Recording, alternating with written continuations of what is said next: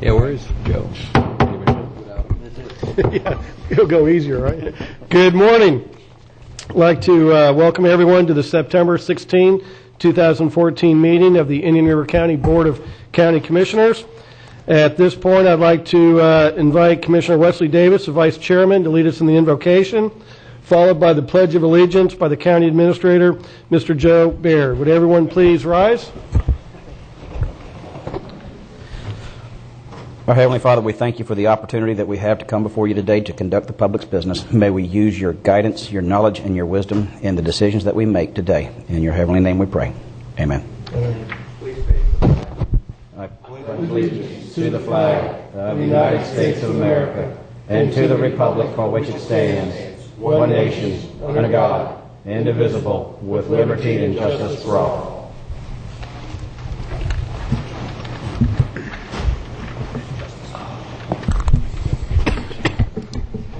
Thank you.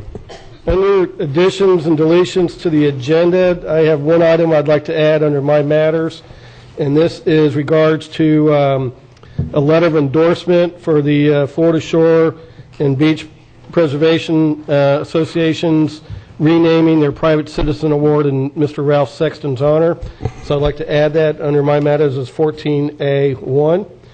Are there any other changes or additions to the agenda? Move to approve. Second.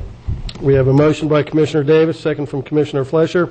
All in favor signify with aye. Aye. Any opposed? That carries 5-0. Moves us to proclamations and presentations. The first is a presentation of the painting Marching Band by the artist Barbara Landry to the Board of County Commission by Barbara Hoffman, Chairman of the Cultural Council of Indian River County. Good morning and welcome.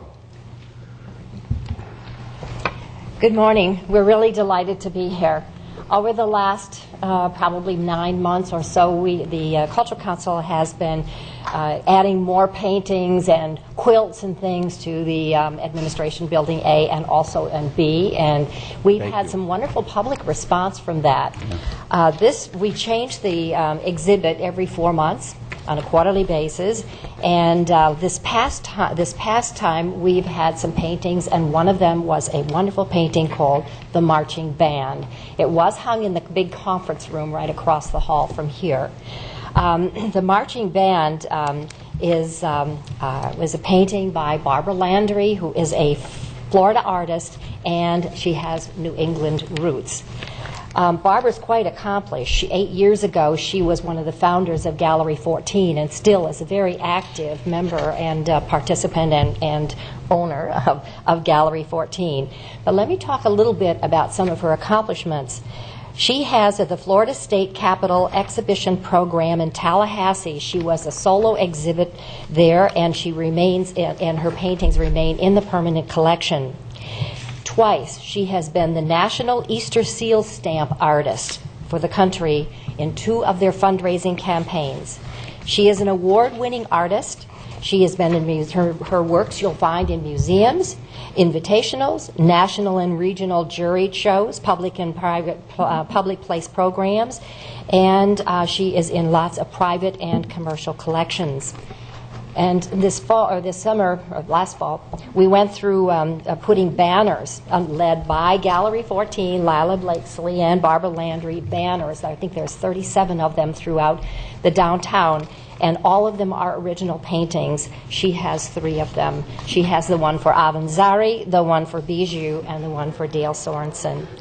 I'd like now to introduce you to the artist, Barbara Landry, while we bring out the painting. Thank you.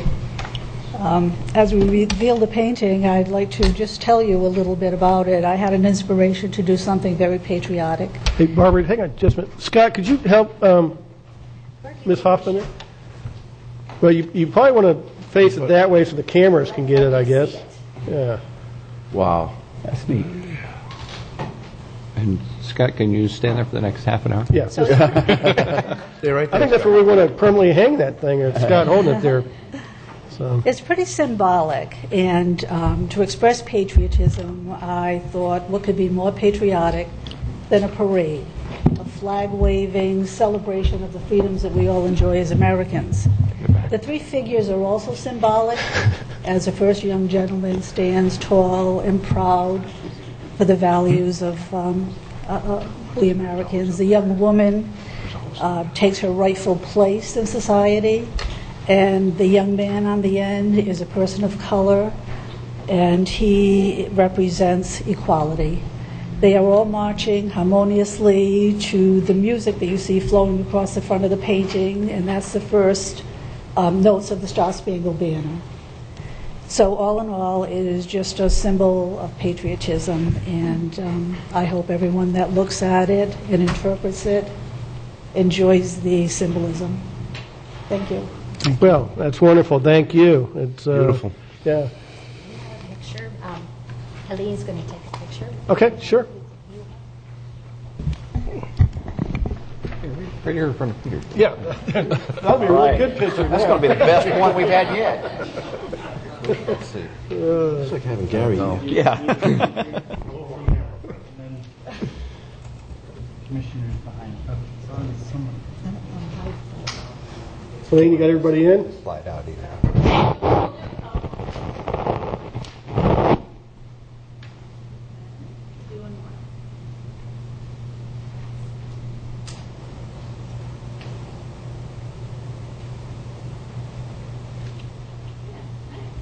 Okay, good. Barbara, thank you very, Very much. nice. It's very generous. Thank you. Beautiful.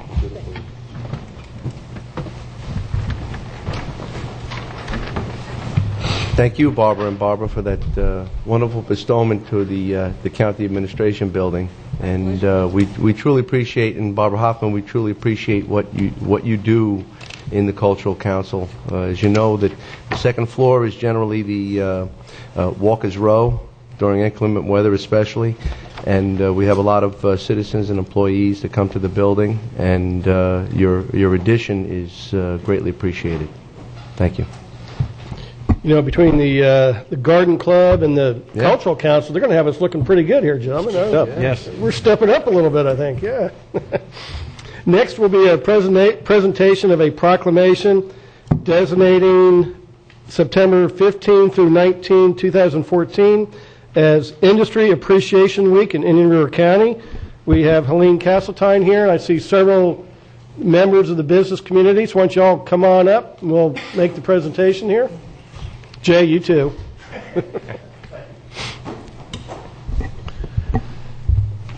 Good morning and welcome, everyone. This is a proclamation designating September 15 through 19, 2014 as Industry Appreciation Week in Indian River County, Florida. Whereas business and industry in Indian River County is increasingly vital to the health of our community, and whereas while we continue our economic recovery, the sustainability of Indian River County's existing industries is key to a prosperous future. And whereas the future expansion of those industries will account for the majority of new high-wage and high-skilled jobs created in our county, and whereas our existing industries help sustain the quality of life in a solid tax base, and whereas the Indian River County Chamber of Commerce serves as the county's primary economic development organization, providing support for the retention and expansion of local industry, and whereas public awareness of the contributions made by industry is essential to the maintenance of good community-industry relationships, and whereas Indian River County government recognizes the achievements of our local businesses and industries, and whereas all residents are encouraged to take time to salute Indian River County industries and their employees for the contributions they make in our community. Now, therefore, be it proclaimed by the Board of County Commissioners of Indian River County, Florida, that the week of September 15 through 19, 2014, be designated as Industry Appreciation Week in Indian River County. Adopted the 16th day of September 2014, signed by all 5 county commissioners. Helene, tell us a little bit of some of the good stuff going on. All right, Good morning, Commissioners. Thank you so much. For the record, Helene Castletine, Economic Development Director with the Indian River County Chamber of Commerce. And this is an annual event. Our Industry Appreciation Awards Luncheon is scheduled for Thursday at 12 noon at the Indian River State College Richardson Center. It is sold out, as it does every year. And I believe this is the 17th year that we've been doing this program. And we feel it's very important to recognize our local businesses for what they do in the community, either architecturally or their community involvement, their economic impact, and so forth. And this is part of our business retention and expansion program, which is a crucial component of our economic development efforts. So we appreciate you and your support in what we do with economic diversification here in Indian River County, and we do salute our local businesses for what they do in our county and our community. So thank you very much. I would like to introduce some of the folks who I have here with me today, too. Jay Hart, who is the chairman of our Economic Leadership Alliance program. We also have the chair of our Industry Appreciation Awards Committee, Lynn Fisk, who's with EGP, the document imaging people. Melody Ippolito with Metz, Nettle, Graham, and Elwell is one of our committee members, as is Donna Kingsley with Vero Chemical. So thank you. David snuck in behind you. You have an addition. Oh, I'm sorry. David Hooper with Marine Bank and Trust is also one of our committee members. Great. So these committee members work very hard throughout the year in trying to see, they're the ones who are out there looking at projects, talking to their customers perhaps, their clients, looking at businesses that could be nominated for, say, Company of the Year, Manufacturer of the Year, or perhaps it's a renovation project or a new construction project. So these guys are out there working hard every day helping us with this program, and we really appreciate their efforts too. Yeah. Helene, I'd like to take a minute. I received a call from a local business here, and they want to keep a low profile, so I won't give any names, but they were one of the recipients of our job grant program, and they explained that how once we told them about how the job grant worked, that it made all the difference to a small startup and was a key factor for our choosing Indian River County. So I think, that says a lot. He mentioned that their business is growing, they're adding employees, they're securing more contracts. And then the really important thing, they talked about how they hire interns from FIT and UF and UCF. They have annual scholarships to Vero Beach and Sebastian River High School. And they bring in a lot of potential or current customers, and so they support our hotels, our restaurants, and so it was a really nice call, and to hear all the good things happening. But it came back to the county being a business-friendly environment, having the job grant program, and telling them, this is the place you want to, launch your startup. So it was a really great call. It was just good to hear, and it tied in real well with the Industry Appreciation Week. So just kind of the spin-off economic benefit, the hotels, the restaurants, the high school scholarships, that's all the gravy. It's really, really pretty cool, I think. So, yeah, I agree. Thank you for sharing that. Yep. Okay. Well, y'all want to come on up and get your proclamation? Absolutely.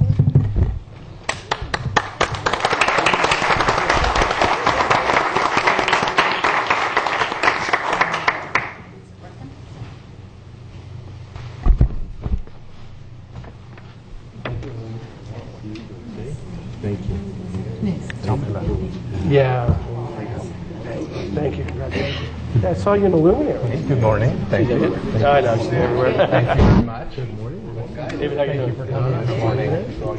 Jake, good seeing you. Good to see everybody. Don't pull it too hard. It's still here. Yeah, my elbow. Jay, good morning. Let somebody yank it over the Why don't you guys get to your right a little bit, Jay? Still pay. Hey, Joe. Helene, move him down a little bit, get in the middle here. Yeah. Take charge. Jay, just keep going a little bit more. A little bit more, Jay. Keep going. Is he out of frame yet? Almost there. Ready, go. Let me take one more. Ready, go. All right, thank you. Thank you all. Take care.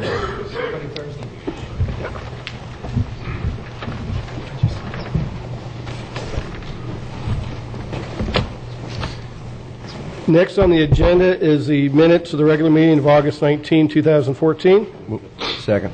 Motion by Commissioner Davis, second by Commissioner Flesher. All in favor signify with aye. Aye. Any opposed? That carries unanimously. Informational items, just want to bring the public's attention to a couple of things.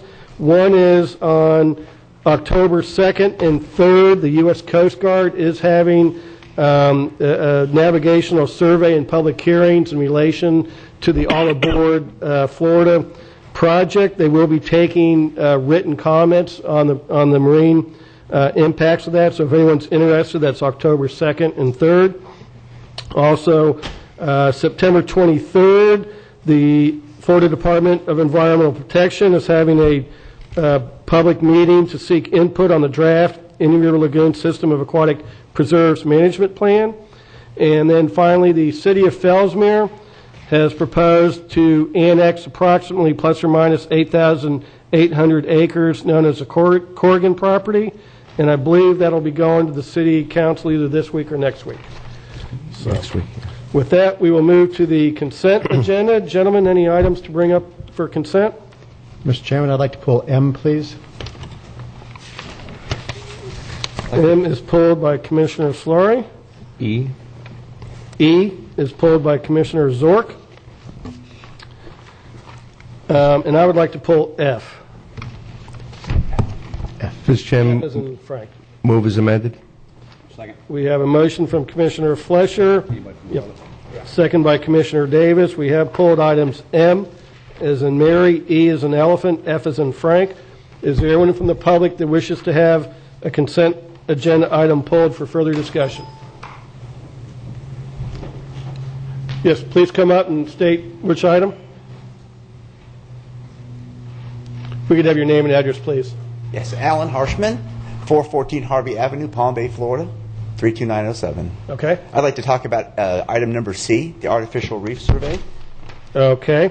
I have... If you just wait just a minute, we'll call you up once we clear the rest of the agenda, okay? Okay, thank you very much. So we have a request from the public to pull item C. Mr. Chairman, motion amended. Okay. Any further discussion? Seeing none, all those in favor signify with aye. Aye. Aye. Opposed? That passes 5-0. We will go in order, so we'll start with Commissioner Slory. Item M, please. Thank you, Mr. Chairman.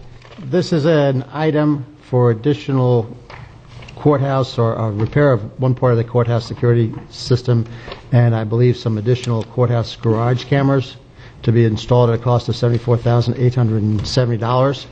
And that portion of it, the whole item is $293,034, but the $74,000 portion is going to be paid with impact fees. And I was just having a hard time figuring out how just adding some cameras to a facility which has been standing for some years adds capacity and can be where impact fees can actually be used. All right. For the record, Jason Brown, County Budget Director. Yes, the total project is $293,000. The bulk of that is for a replacement security system at the courthouse. However, we're requesting to spend about $74,000 to add security cameras at the parking garage. If you look back 20 years ago, we built that courthouse. When it was built, we built the parking garage, overbuilt the parking garage to serve future needs. And as the community has grown, we're getting to the point where we need to expand the courthouse. As if you'll recall, about 3 months ago, we brought back a study to look at other sites for expanding the courthouse facility. But over the years, as we've grown, there have been more security concerns at the parking garage with higher use. So we're requesting to add those. There was a request to add those security cameras at this time. And we're also looking at a few other expansions, which you'll be seeing. For instance, we're adding another courtroom in which the garage is built to accommodate. And so we looked at it as all part of the expansion. But it's up to the board. Personally, I can't see it, so I'm not going to... The explanation doesn't go far enough for me to justify the use of impact fees for it. I've got no problem with the expense or the adding the security cameras. It's just, for me, falls on the other side of the line of adding capacity. I mean, your phrase was more security concerns. I understand that, but the fact that the existing community has more security concerns doesn't address the need to add capacity if we're going to use impact fees, at least as I see it. So if somebody else wants to make a motion for this, I'll be happy to make a motion to approve. The expansion is well justified. We're looking at a new courtroom. We're looking on another off-site facility. The mobility of the pedestrian and vehicular flow will be now diverse, and I believe that we have to add an element of security to ensure that the men and women who serve can properly serve the public with their safety and security. So I think it's well justified. Thank you. We have a motion for Commissioner Fleischer. Is there a second? I'll second this. And just from my point, you know, we've seen recently some acts of violence in the community, unfortunately, and I think that any time we can expand any level of security is beholden upon us to do it.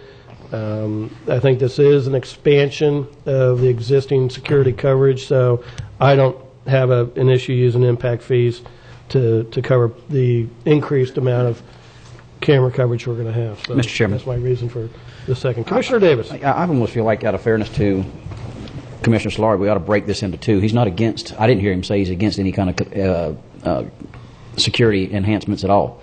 It's just the funding mechanism at which he is, he doesn't quite make the connection that, in fact, adding security cameras to a parking garage using impact fee dollars to do so expands the capacity or the level of service of the garage.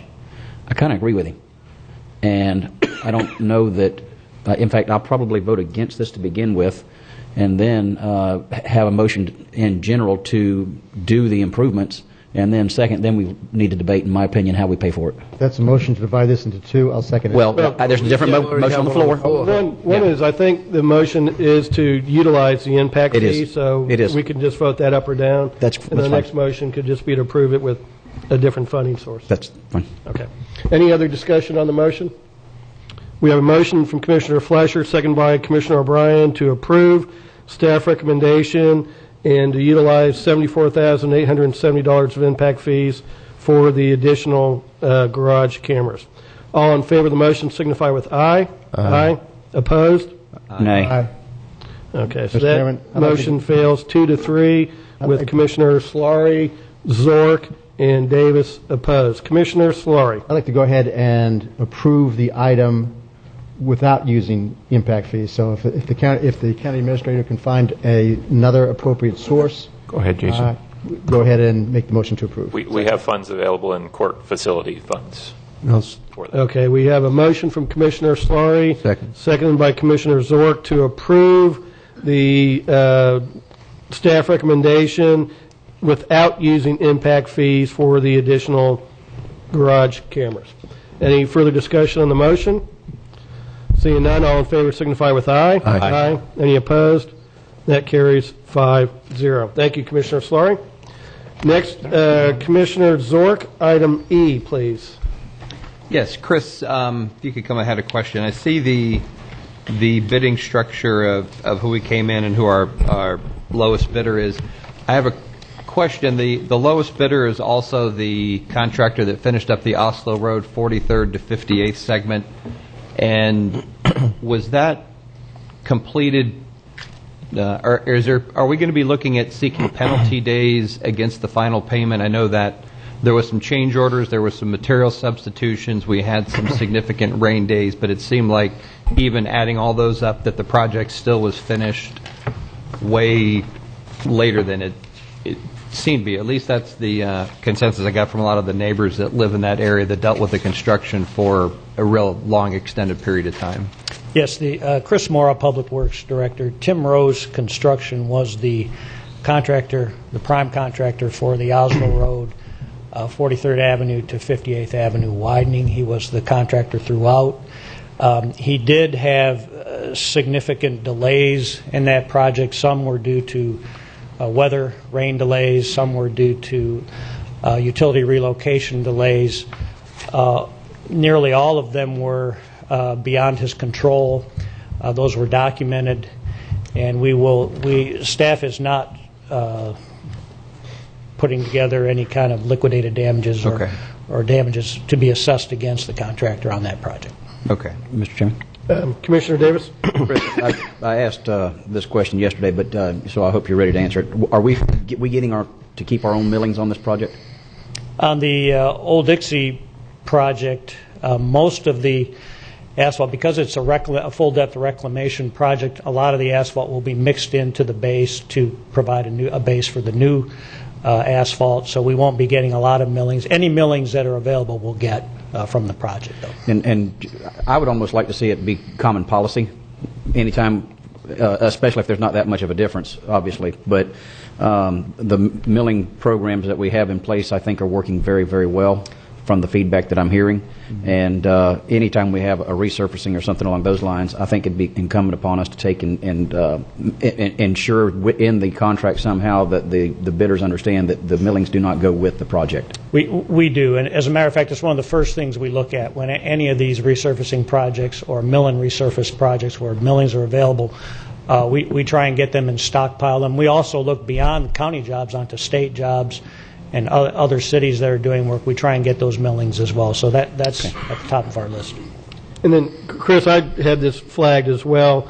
I think Mr. Rose does very good work for the county at times, and then sometimes it seems like he gets kind of overcommitted, where he has too many projects going simultaneously, and I think that causes some of the delays and concerns because he gets stretched a little thin. So I would just like to make sure that when you get with Mr. Rose to get this going, that you make it very clear, and there is liquidated damages for going beyond the time period allowed. And I think we should just let Mr. Rose know that we're going to hold him to that schedule very tightly. In my mind, rain delays are not a legitimate excuse because it's Florida. We know it rains in Florida, and that should already be factored in. So I would just give him a strong upfront that we want this to be his primary focus and his first priority, and we'd like it done on time and of good quality work. We'll take every measure to make sure he's aware of that. He did have some other contracts when he was doing the Oslo Road project. He had some were county, some were school district. He is finished with those now. He does have a few punch list items left on 12th Street and 27th Avenue that he's got to finish up, but that shouldn't delay him here. And we'll let him know here. And again, I think when it's one project or something, he does a really good job. But just if he gets stretched too thin is a concern. So just let him know that we want this to be a priority. We will, Mr. Chairman. Commissioner Davis. Not to go to defense on anything, but it wasn't the fact that it rained. It was the topography and the type of soils he was working in upon it raining. It was muck. It was a pit, and so it's whenever you had that much rain, it wasn't that they couldn't have the crews out there on the machinery. It just changed the dynamics of everything that he had to deal with underneath it for the rain delays. The 27th Avenue and 12th Street took a long time too. Yeah. I mean, actually, I thought that one went much quicker compared to the Oslo one, which I drove about every third day. It went quicker once he kind of got his attention to it. Yeah. Move approval. All right, we have a motion from Commissioner Flesher, second from Commissioner Davis for approval. Any further discussion?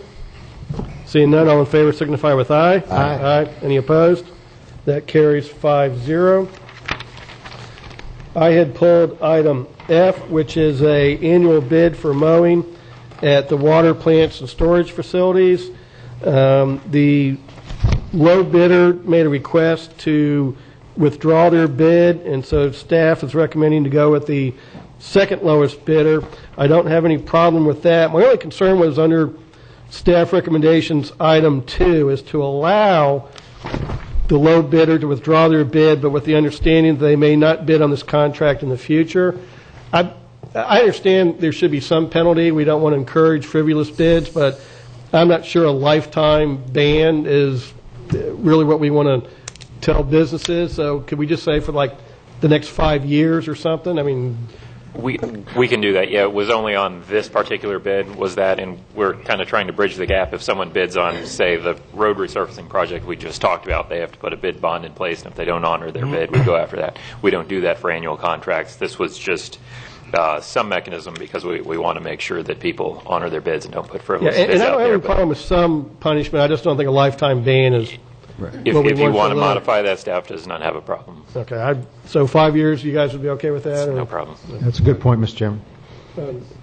Commissioner Zork? Yes, and I guess in some cases, when these service providers are bidding on work all along the Treasure Coast, if he found that he was awarded 3 just after submitting this one and realized sometimes you get into, and I don't know if that's the case for this one, but you could have somebody that says, I would be spread too thin if I was to service this one, that I'm better off, saying I want to withdraw so that they don't take it and then can't perform on the level of service that we'd expect from them. So, there are reasons that some people might want to withdraw, but having at least it's not a lifetime ban. Yeah, that's.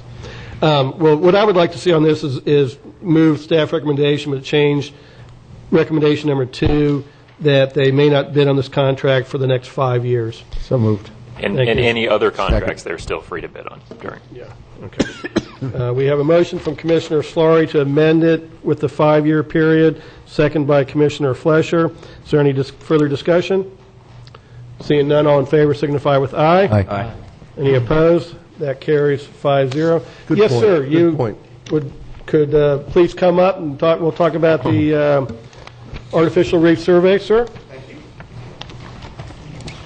I have a letter of appreciation from Strike Zone I'd like to submit to the board. Sure.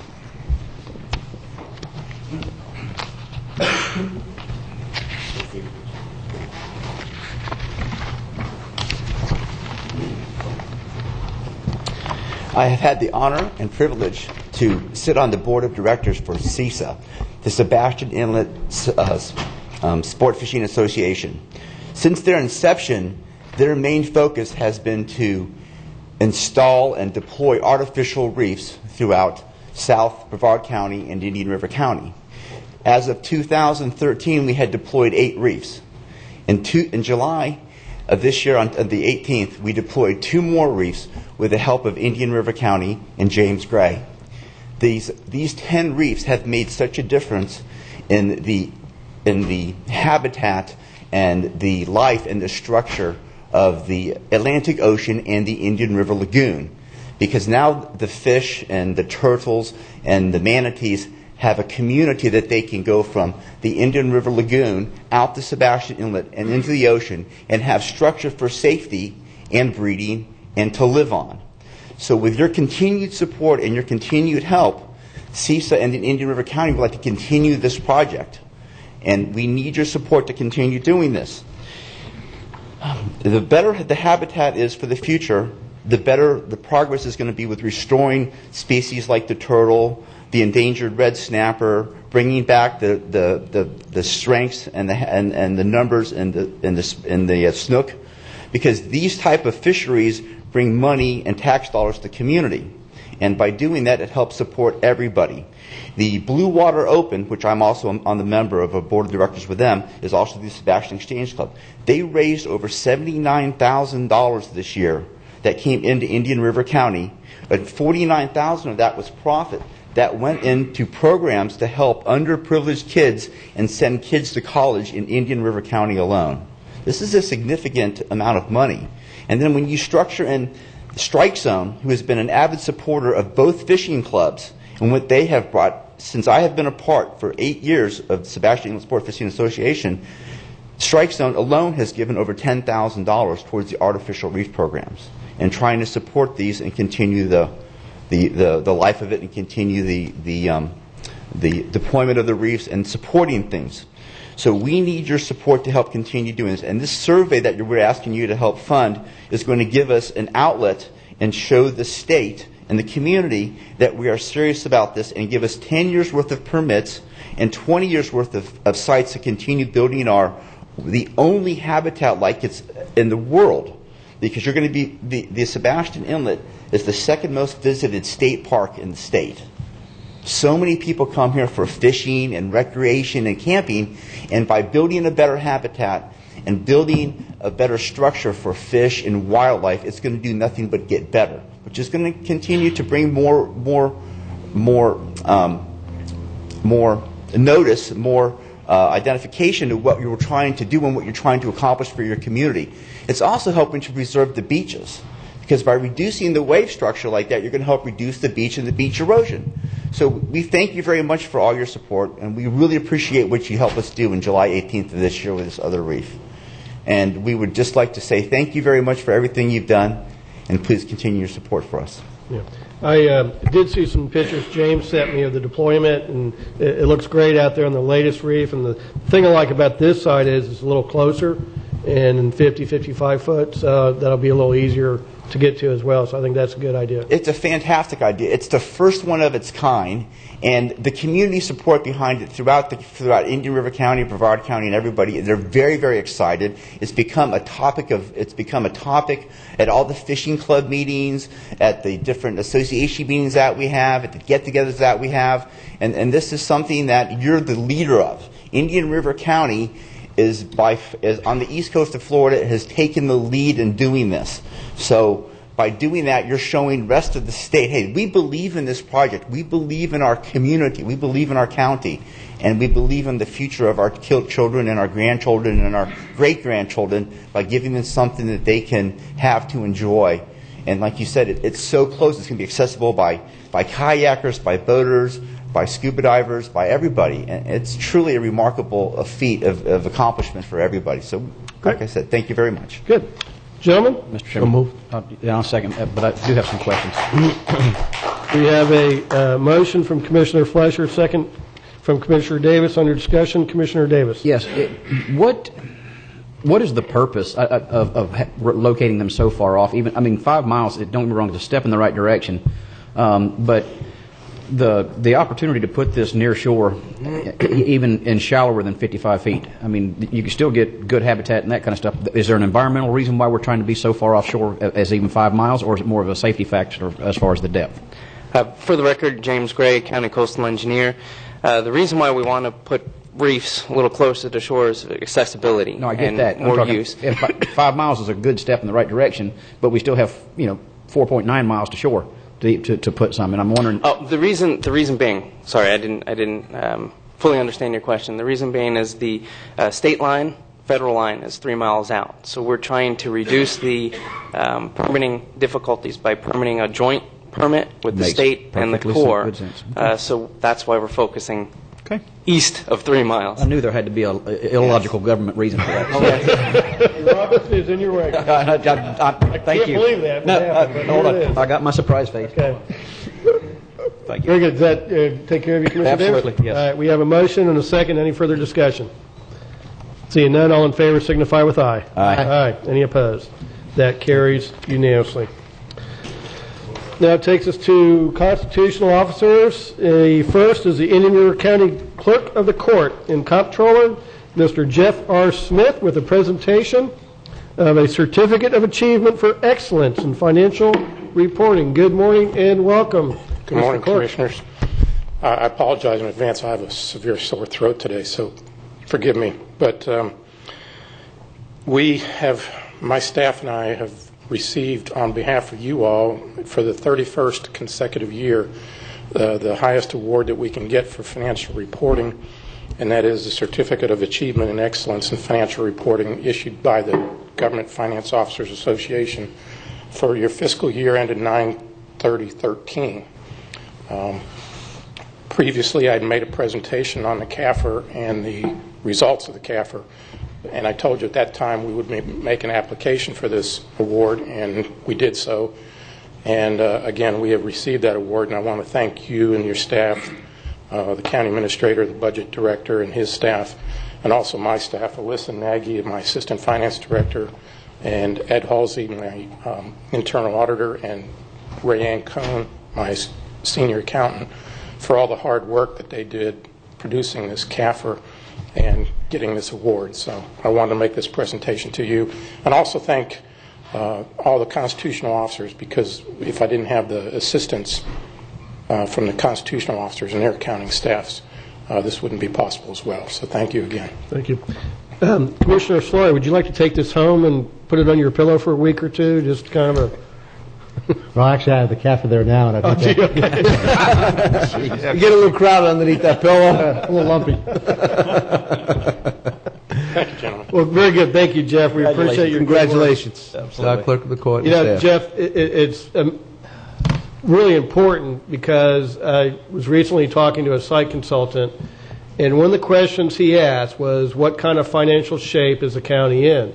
And it's a great answer when you can say we're extremely strong, we're AAA rated, we have reserves, we're paying off bonds, and all of that makes a big impression. So it's good to know that we have good, solid finances, a solid financial record. So when people are looking to move their business here, they know that they're coming into a very stable financial situation. So Yes, it's very, very important that you be able to tell potential businesses coming in here that we are financially strong and we're not going to end up being a city of Detroit, and that your leadership here is conservative based and willing to make the hard decisions to keep that financial strength strong. So. good. All right. Thank you, Jeff.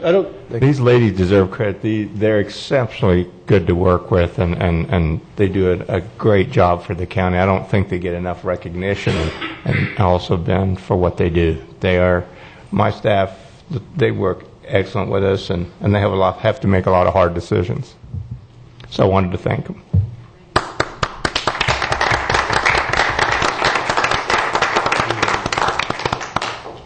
Next, under constitutional officers, is the Indian River County Sheriff, Darrell Lohr. Request for expenditure of corrections impact fees for capital improvement projects. Memorandum dated September 10, 2014. Good morning and welcome, Sheriff. Good morning, Commissioners, and let me start by thanking Commissioner Davis for showing up for jury duty yesterday. And just on a side note, I applaud you for the efforts with the courthouse. We've been needing those cameras for years. I've had discussions with Mr. Baird and others. Incidentally, the expansion over the parking garage, as you know, there's no cameras there. There's no cameras on the corners of each of the courthouse buildings. And every morning our deputies sweep, not physically sweep, but walk through the parking garage, and oftentimes there's homeless and others that are there. In light of recent events, we certainly appreciate that. Incidentally, we also have, whether you know it or not, holding cells at the bottom of the courthouse. Many of you may have taken a tour of that. There are some issues there that are going to be resolved after today's actions, and we thank you for that. As you know, in that courthouse we have over 1,400 visitors a day, and as you'll read today or see it on the nightly news, there's a tragic event in a courtroom yesterday, and you'll be able to research that. So I applaud you for taking those steps, and thank you, Mr. Baird. Moving on to our jail, much like your courthouse and your BOCC chambers, the jail is also a county building, and sometimes we think about the jail and we think about what goes on in there. Fact is, we have about 166 employees that work in there 24 hours a day. That jail was built, the part that we're talking about is 28 years old, which actually, if it was a regular building, a library or a BOCC chambers, it would be 84 years old. That is an old building. We're in the business of number one, protecting our employees that work there, as well as the inmates that are there. Last night we had 481 inmates spend the night. We served 1,500 meals. We've got the fourth largest infirmary in the county. However, when that building was built some 28 years ago, there were some deficiencies that were noted, and some are more high-profile deficiencies than others. What we feel is appropriate is to expand the capabilities that we have to protect our men and women that are in that facility, not only from terrible things that can happen, but also a portion of those dollars would be used, and by the way, we're talking about $47,000. A portion of that would be also to enhance the ability for these inmates to be corrected. As an Indian River County resident and taxpayers, I want them corrected. I don't want them coming back. On average, it's about $85 to $100 a day to house an inmate, depending on their medical condition. Many of you know, particularly Commissioner Flesher, who's been in the jail plenty of times. Not in the jail For the right plenty of reason, times, sir. but Thank you. I just want to clarify that. as a deputy. And I think some of you have toured that facility with me.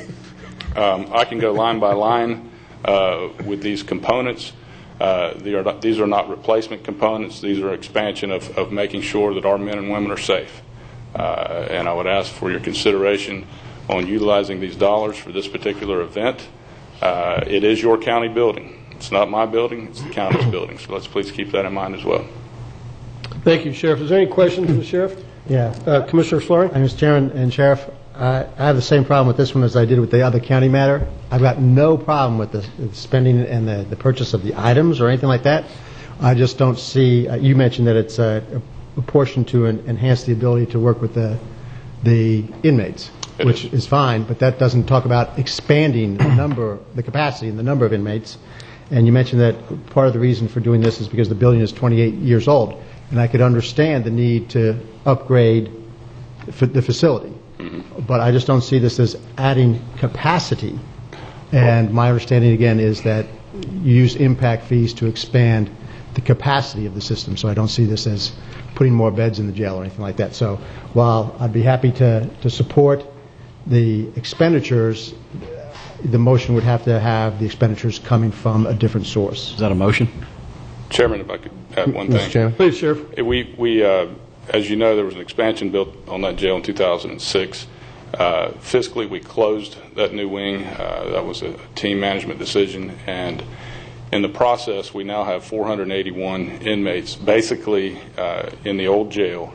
And when you complicate things to save money, we have an opportunity to not only protect our employees, but to protect the inmates as well. Please be mindful that we have a variety of inmates. For example, we have about 20 right now that are DOC, Department of Correction inmates, that are brought back to Indian River County for high-profile trials that are coming up. These are sentenced inmates, and these are bad guys. And I say guys because generally about 75% of our population are men. And there's a lot of things and a lot of moving parts. And I appreciate your comments, Commissioner Solari, but we believe by expanding the capabilities that it fits the variety of impact fees. Okay. And again, you mentioned the building built in 2006, which is 8 years ago, and the impact fees, my understanding, had to be spent in roughly 6 years. So again, I have nothing against the expenditures, and I understand that you're dealing with dangerous people, but we have laws that we have to follow too. I understand. And I just want to make sure that we follow the laws that we're responsible to. Yes, sir. So that I'd like to point out one of the reasons I think the sheriff and staff looked at impact because the expanded population is causing us to make these changes. The increase in population and expansion, rather than, and I think that the increased population, we're making these changes so we could make more drastic changes in bricks and mortar, but we're trying to do it on a conservative basis to serve more people and inmates. That's correct. And our population is up from this time last year about 50 head. Commissioner Fletcher? Well, population is up. It appears that, and it's slight. We have to agree, Sheriff. It appears that we're predicating the numbers, the growth of the jail population, and we're not taking into consideration the classification levels that the sheriff has to deal with to ensure that there's proper order and safety and security and care and control of the inmates. With that said, I think that we're looking at impact fees as a revenue source because the growth of the county has increased. Obviously, we had the capacity to collect these funds, and the likelihood that the sheriff will be dependent upon those funds has increased with the growth. I don't think that any law enforcement officer can estimate how many people will be arrested on a given day or how many people will have to be incarcerated or lodged in the facility. But the likelihood has increased. We have an increased population, and I think it's well justified. I believed that the earlier motion on the earlier subject should have been correlated to the impact fees. I don't know why we're going to put those impact fees off to the side when it's an obvious growth burden that this expansion is necessary. And I believe this is just slightly different because of the growth and the likelihood that we will be dependent upon the facility to be increased.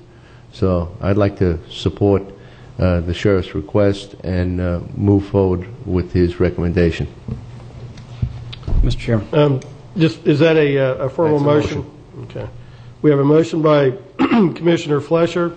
I'll second the motion for discussion. Commissioner Davis? I'm going to have to be where I am on the last one on this one. I mean, acoustic panels doesn't increase capacity. Not that they're not necessary, or not that they're.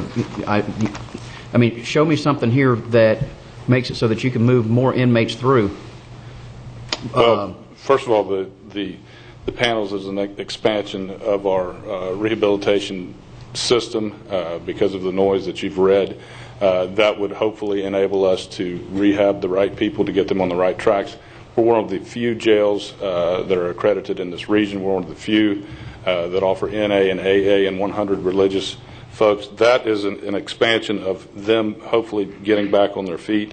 The cameras inside and outside truly are an expansion for the enhancement of the security for the men and women and the inmates and the visitors. By the way, we have 30,000 visitors a year that come visit inmates in a location that's on our campus. Oftentimes they will try to manipulate the system. That's also going to add that. The intercom system, for an example, is an expansion that clearly should have been built in 1985 or 86. It was not included. That should have been part of it. The lighting, gentlemen, goes without saying, and that was an infrastructure flaw from the beginning. If I had my way, I'd have it lit up like Monday Night Football, and I think that's the best practice, like most other jails and prisons do. And then we talk about the the inmates that obviously are released. If you're a sentenced inmate and your time has come, your time is served, you want to get out at 12:01 a.m. You may want to, some may say, well, wait till 6 o'clock. No. If you're in there at 12:01 a.m., it's another day, that's the day you're released. Oftentimes they leave at midnight. Very frequently they leave at midnight, oftentimes on foot. I can't say, no, your time has been served, but it's 12:01, but I'm going to make you stay till 6 a.m. Gentlemen, if that's not a need or an expansion issue, I'm not sure what is. Additionally, there's the final thing, which is relatively small dollars, is for our sexual predators and our offenders to expedite that situation, as well as the expansion of our DUI room, which is about 28 years old. And I go back. This is like a hospital. I mean, it's open 24/7. Doors are opening, doors are shutting. I plan on coming back to you in the near future with some very creative ideas. The building is wore out. It's costing us a lot of money, and we're going to have that discussion in a very broad forum. I'd like to point out also, just on the courthouse cameras, we were going to do that in the expansion, but due to this fact, the sheriff, and we were going to do that when we did phase 2 out of the court, we're adding the cameras on the outside, additional cameras because of the increased population going into the courthouse because of population growth. But the sheriff and the judges felt that we needed to do it sooner. We were going to do it in phase 2 when we do the new courtroom because of security, and I thought it was in best interest to do it early, and that's why. But it would have been in phase 2 otherwise. Mr. Guys, this is it's a slippery slope that I see us going down that I just don't feel comfortable. And Sheriff, I'll support every one of these in a different funding mechanism, with the exception, I like the one that I think, at first blush in what I'm reading here, is the new booking DUI station. Mm-hmm. That, if you will, I can see how you could make the connection that would expand the level of service. Again, in all of these projects that we have, I'm not saying they're not good or not bad, but specifically as it relates to how we should be spending the impact fee dollars that are collected here is where I have problems, especially after us trying to hold the school board to the standard that we did. That when we delayed it for a long time, made them justify it to us, had a meeting in here in front of all the county commissioners, and it's just capital improvements and using impact fee dollars for that.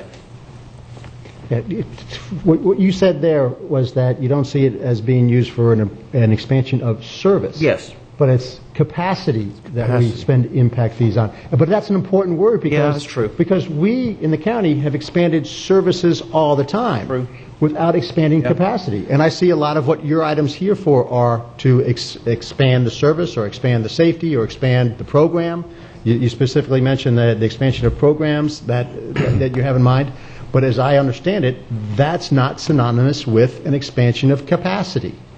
So again, I applaud you for doing all these things. We certainly want the personnel safe. We certainly want anybody who's an inmate to be rehabilitated if possible. But as I understand the law or the ordinance we're under, it has to be for an expansion of capacity, and that's what I'm not seeing. Sheriff, let's look at that word capacity. What can you tell us about the amount of influx that we've had with the video conferencing, with the video visitation? Has that increased? It's huge. It's about 30,000. Here's the thing. One thing that there's trends in law enforcement, and unfortunately we had a situation with a homeless person on Labor Day night. So, Commissioner Fletcher, as you know, oftentimes the trend in law enforcement will be let's round up all the homeless and take them to jail in lieu of something catastrophic happening. We have seen an increase in that. Furthermore, I'm saving money by keeping the new building closed. Not a lot, but I'm saving money primarily on manpower for staffing it. If the capacity gets much higher, I will be opening another wing of that, and now we're back to where we were with our rising personnel cost, and that's a matter of fact. And you know, impact fees or not, you find the funding source. It's your business. It's your building. But I'm just telling you the best interest of the employees and the inmates and the visitors in the community. This needs to be done. I don't think there's anybody up here that would dispute that, Sheriff. I really don't. I think this is very similar, in my opinion, about what we just went through a minute ago on the courthouse. But I think there's a motion on the floor, and we'll see where that one goes, and then circle back around.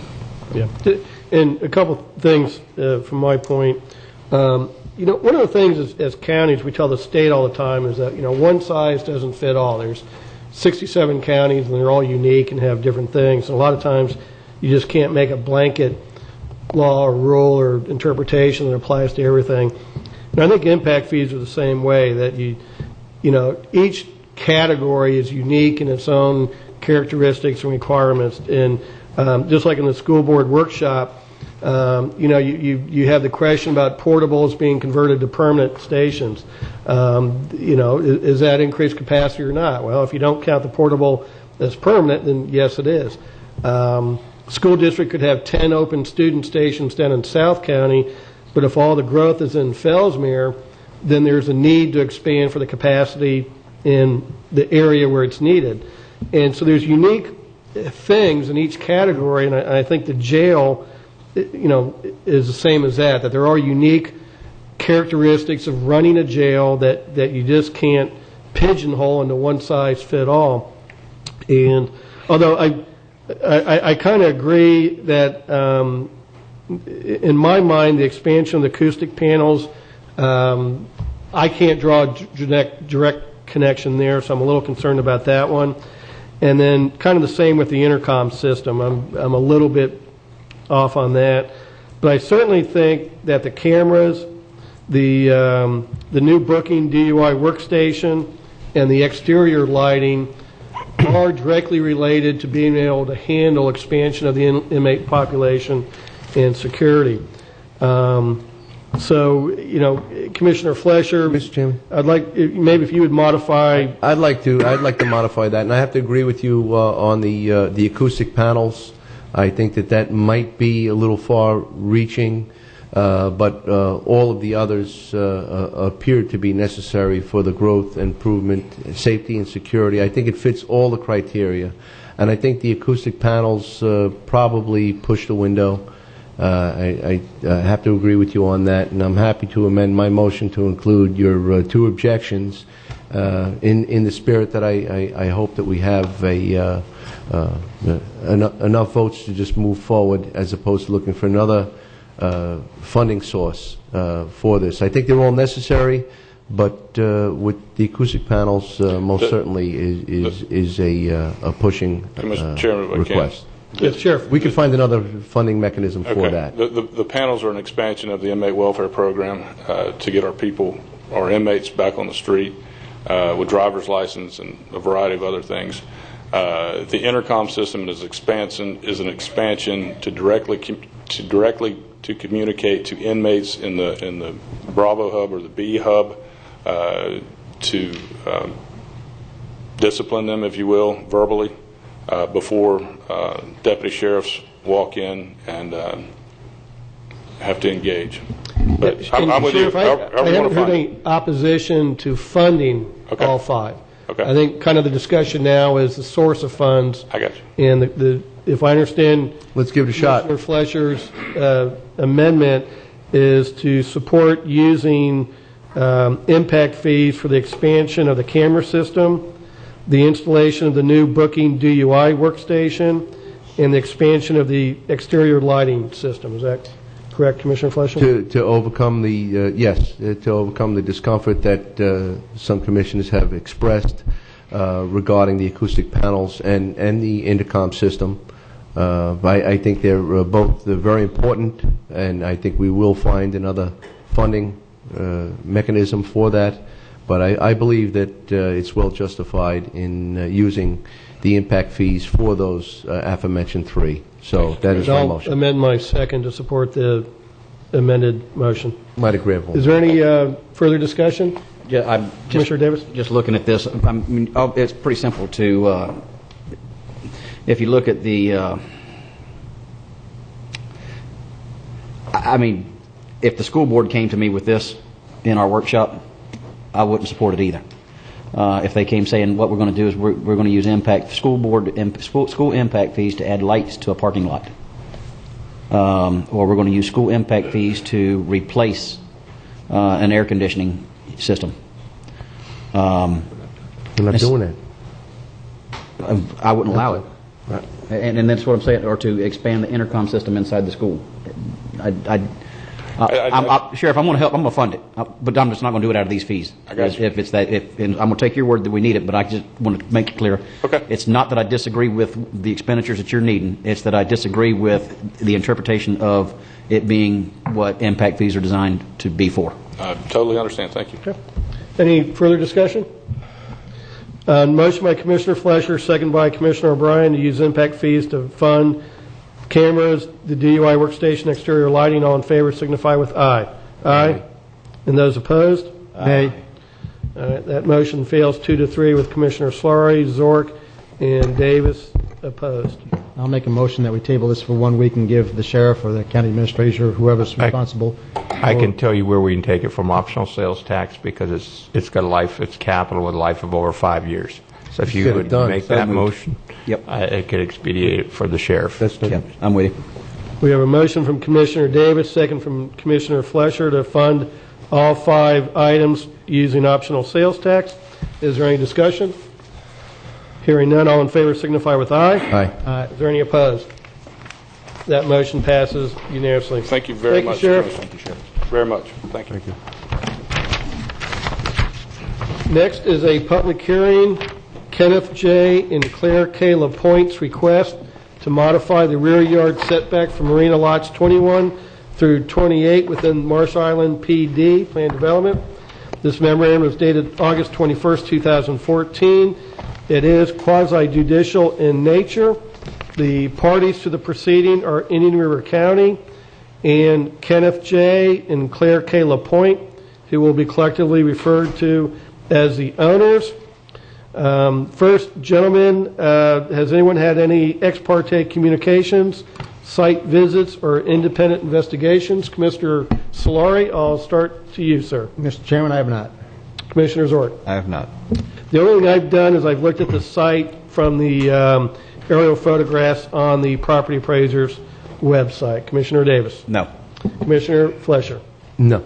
Okay, and then coming back to you, Commissioner Flesher, do you have an open mind, and are you able to base your decision on the evidence presented and applicable law? I do, can, and will. Thank you. Commissioner Davis. Yes. My answer is yes. Commissioner Zori? Yes. And Commissioner Solari? Yes. Okay. At that point, we'll open the public hearing. This is quasi-judicial, so if there's anyone that will wish to speak to this matter, please stand and the clerk will swear you in. Anyone that's going to speak to this? Do you swear or affirm to tell the truth, the whole truth, and nothing but the truth? Thank you. Thank you. And we will proceed first with the presentation by county staff. Mr. Bowling. Thank you, Mr. Chairman. For the record, Stan Bowling, County Community Development Director. This modification to the Marsh Island Plan Development, because it proposes a change to setback regulations established with the original approval, has to go back through the public hearing process, which took it before the Planning and Zoning Commission at a public hearing, and now this public hearing before the Board of County Commissioners. Marsh Island Plan Development is located on Marsh Island on the north side of the Wabasso Causeway, surrounded by the Indian River Lagoon, a little bit to the west of the North Barrier Island. This project was approved in 2000 with reduced setbacks for the single-family lots and single-family homes that have been developed. This particular modification is proposed by the owners of Lot 27, located here where I'm pointing in one of the 8 marina lots that are around the marina itself. And because the marina lots are all similarly situated, this proposal would affect all 8 of the marina lots. Some are built on, some are not. And if you look at this particular aerial of Marsh Island, you can see that the marina lots, there are 4 of them that are constructed on, and then there are 4 as well that are on vacant parcels. And again, this minor modification to a rear yard setback would apply to the vacant lots as well as the developed lots if they ever wanted to take advantage of what's proposed. There are 3 types of lots within the development: lagoon front lots, marina lots, and interior lots. And again, this proposal would apply to the 8 marina lots themselves. And for the marina lots, the setbacks that apply under the current PD regulations, there's an 8-foot front yard setback, 5-foot side yard setback, and 10-foot rear yard setback, and the rear yards do front upon the marina itself. This request would allow essentially a 2-foot modification to that rear yard setback, allowing support columns for an open porch design.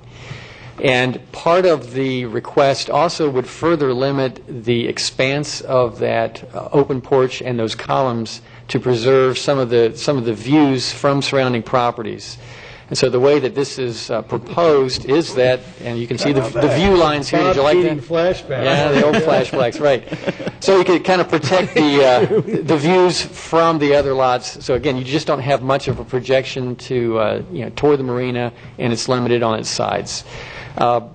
There's a few reasons why staff supports this proposal. One is that it's minor in nature and it's structured to mitigate any adverse impacts on the adjacent marina lots. We've had no objections from the lot owners, and it is supported by the Marsh Island Architectural Review Board as presented. The Planning and Zoning Commission is recommending that the board approve the proposed modification, and that's staff's recommendation as well, that the board approve the modification with the 50% rear elevation rule that's in the proposal and with all the other original PD approval conditions to remain in effect. I'd be glad to answer questions that you might have. Thank you, Stan. Is there any questions of staff? Chairman? Commissioner Solari. I've got one. Stan, can you put the picture back up for a second? I understand that it's a small addition, but you're adding that much impervious surface that much closer to the lagoon.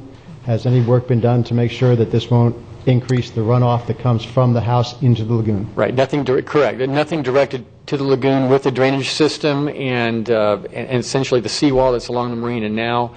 And with these types of building permit reviews, there is a review of how the runoff is directed, and it will be directed in accordance with this project, which is away from the marina. Thank you. Okay. Any other questions of staff? Just maybe at the very end, in addition to, this seemed very bureaucratic and very cumbersome for it to be so simple. Is there a way of maybe, and this might be more of a legal question, but I mean, okay, maybe to P&Z, but all the way to us for something like this, I just... It is a lot to go through, and let me tell you, we've done it a number of times with plan developments. The Seasons plan development on the North Barrier Island, not far from this, several years ago. Another, and a small adjustment to setbacks. The reason is that the setbacks are established when the original PD comes through, and the way our ordinance is set up now is that only the Board of County Commissioners can change those types of setbacks. So there's not a lot-by-lot variance. It's actually looking again at the regulations. The regulations could be amended to have, I think for minor modifications, if you want to set up a different process, you could do so. We do have thresholds. I'm thinking of special exception uses. We have a 10% threshold there. If a special exception use is approved, but it doesn't expand by more than 10%, it doesn't go back through the public hearing process, but it has to meet all the other criteria that are set up, and the Planning and Zoning Commission does review it. You could set up some type of threshold, and maybe in this particular circumstance, the setback difference that's proposed is pretty minor in nature. But again, I guess I'll go ahead and say the obvious. Anytime you set a threshold, there's going to be somebody right on the other side of it. Yeah. But you would have to change the regulations to allow for something you're contemplating. Maybe I'm the only one up here that feels that way, but I just... Okay. Any further questions of staff? Okay. Is there a presentation by the owners? I don't believe they're here. Okay. Is there any input from the public? Does anyone in the public wish to speak on this public hearing? Okay. Seeing none. Any final presentations or arguments, Stan, from the commission? Okay. With that, we'll close the public hearing. And gentlemen, your move to approve. We have a motion from Second. Commissioner Davis to approve. Second from Commissioner Flesher. All those in favor of the motion signify with aye. Aye. Is there any opposed? That motion passes 5-0. Stan, Mr. Chairman. Go ahead, Commissioner Davis. Going back to what I talked about a minute ago, I don't remember a bunch of these coming before us, so it might not be nearly the issue that needed to be here in front of us. I don't need a full answer right now, but I would like to know your thoughts on it, just to see if prudence would suggest we temper these rules just a little bit to make. We could, staff could come back to you all with a discussion item. We can take a look and see how many occurrences we've had of this over the years. You're correct, there haven't been many. It's not unusual for a larger plan development to come back with some, different types of units and so forth, and that's different from these kind of minor adjustments, but we'd be glad to come back to you all. And not just the ones that have been approved, and I don't know how you would quantify the number of people that come in and say, hey, I'd like to do this, and then you say, okay, yeah, this is what you got to do, and we hand them a 7-page letter, and they just throw their hands up and say, I don't need a porch that bad. That probably would be more of the number that I'd like to see if it could be calculated somehow. Yeah, it'd be difficult, but I'd certainly be glad to talk to staff. But you're correct, it is a long process for 2 feet. Mm-hmm. That's correct. And we'd be glad to come back with some information. Yeah, I'm only one, but if it's the board's direction on something like that, it's up to y'all, whatever you want to do. But yep. Well, I remember the circumstances. What's the road running north of 510, right along the west shoreline? Massey Road. Massey. Yeah, where one neighbor put up some trees and it blocked the riparian view of the other guy, and this is good because no one's complaining. Yeah. But if the guy next door might have said, wait a minute, despite Stan's fancy PowerPoint, I don't like the view. Yeah. This is good because neighbors seem to be. Actually, there was another lot owner that spoke in favor of this or wrote a letter. So, the neighbors are all getting along on this one, but it's those ones where the neighbors don't get along that they come to us. But, Mr. Bruce, did you wish to comment on this? Yeah, I do. Just your name and I'd like to support Wesley on this. It's not only the commission. I got contacted on this. The North Barrier Island Task Force was brought into this. I didn't stand up and say I wanted to say anything, but we fully support this. This is an internal thing to Marsh Island. I think Wesley's on the right track. Okay, thank you. I appreciate it. And of course, having planning and zoning experience and everything like that, maybe that's something that then I'd like to look into that. Okay. Very good. We'll come back. So we did vote on that. That was a 5-0 vote, and that'll conclude public hearings. Next is public discussion items. The first one is a request to speak from Pearl McKenzie regarding the dredging project at Oslo Boat Ramp.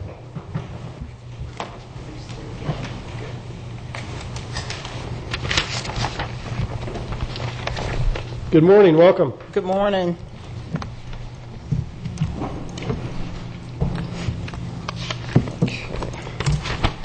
The Commissioners of Indian River County, I appreciate you giving me the opportunity to speak this morning.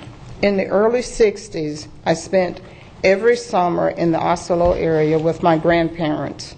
We fished on the old fish house. We dug oysters. When Cape Canaveral had a space launch, how beautiful to watch the river. The river is the name that my grandparents told us that we called the area. And to see at Christmas time, my family had a family tradition. They would either see the sun set or the sun rise. And they've done that for over 40 years. And it was no boat ramp that was built, but lots of seagrass. I can remember playing hopscotch and marble on the dirt road, but nothing compared to walking bare feet in the seagrass.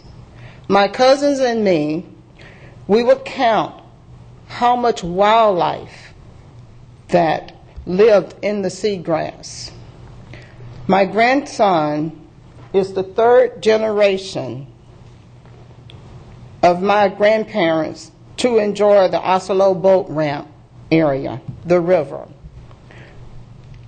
When we visit, he looks for the white sulfur butterflies and the birds and the crabs that live in the crab holes and the fiddle crabs. When walking on the boat ramp, he picks up the mangrove seed pods off of the boat ramp. He placed them into the existing mangroves. He wants to see more mangroves grow. My question is, will Eli be given the opportunity to see the mangroves grow? My message to you, the Oslo boat ramp should not be destroyed. It's an irreparable loss. I see a lot of St. Lucie County residents that enjoyed the boat ramp on the weekends. And I volunteer at one of Indian River County food banks, and I also volunteer at the Salvation Army. I see the need for some of the millions of taxpayers' money that should be spent elsewhere. My driveway on Oslo Road is in need of repair. When it rains, the water runs off of the roadway down my driveway. My mailbox area is a giant hole. The drain culvert never been cleaned since the Oslo Road widening. It's the only one on Oslo Road that the county will not clean out. Hope pulls one through many a crisis, and I will pull through this one. As hard as it may seem, I'm trying to keep the courage and faith as a pioneer family of Oslo. Thank you very, very much. Yes, ma'am. Any questions? Thank you.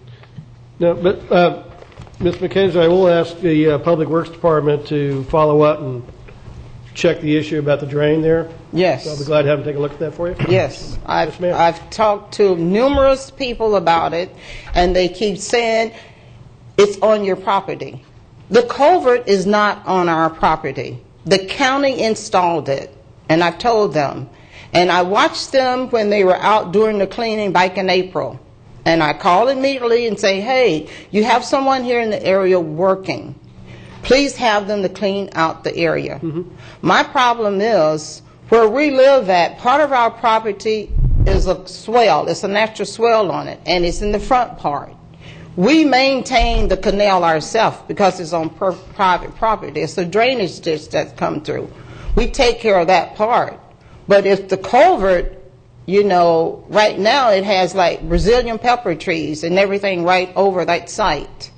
Okay. And I'm not able to get out there and, you know, clean that part up. Because we do our part, is maintaining, you know, on our side of the pipe. Okay. Ms. McKenzie, are you on the Yes. north side of Oslo Road or the south We're side? on, the property sits on the south side. The south side. And Okay. it's already been recorded because I came here personally and talked to one of the staffs here. I couldn't get anyone one day, so I went in and I talked to the attorney, I think it was the county attorney secretary. She has an email to the effect of me making, you know, the appointment. He just didn't follow through when I made well, my you come to the issues right on it. place. Mr. Right. Beard, would you please ask Mr. Moore to look into this for me and update me with what's going on Sure. there, please? I'll update everyone. I'll send an email. Okay. Yes. Thank you, Ms. McKenzie. Hey, thank you very much for giving me the opportunity. You're quite welcome. Second is a request to speak from Marty Baum regarding the Oslo boat ramp. Good morning. Welcome, Marty. Thank you, sir. Good morning to you. My name is Marty Baum, 1192 Northeast Francis Street, Jensen Beach. I am your Indian River keeper. I'm here today to make some observations and comments about the Oslo boat ramp project. Over the last 100 years, people have moved into Florida, and each and every one of them has had an impact that we are now paying the price for. All across our state, relaxed protections, overzealous residential development, and corporate farming has impacted our natural ecology. During all that time, we have inflicted upon our lagoon a series of injuries: unregulated discharges, loss of habitat, loss of wetlands, enormous new watershed responsibilities, nutrient loading, pesticide, herbicide contamination, and more.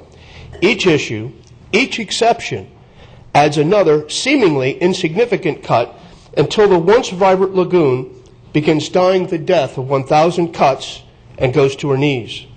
The upper lagoons have lost more than 40 square miles of seagrass meadow in 4 years. That's an area 4 times the size of Vero. Gone. That's a loss of habitat for more than 3 billion fish. And with every other living creature under stress and in decline, everyone must look into the future and recognize the necessity of protecting what little habitat and nursery is left. Your responsibility is to protect our natural treasures for our future and our economic well-being. How can anyone support the destruction of so vital a cog in the restoration of our lagoon and look themselves in the mirror? Where is your sense of legacy, the science, the opinions, the common sense? The need of the greater good for our lagoon that is supposed to prevail is being ignored.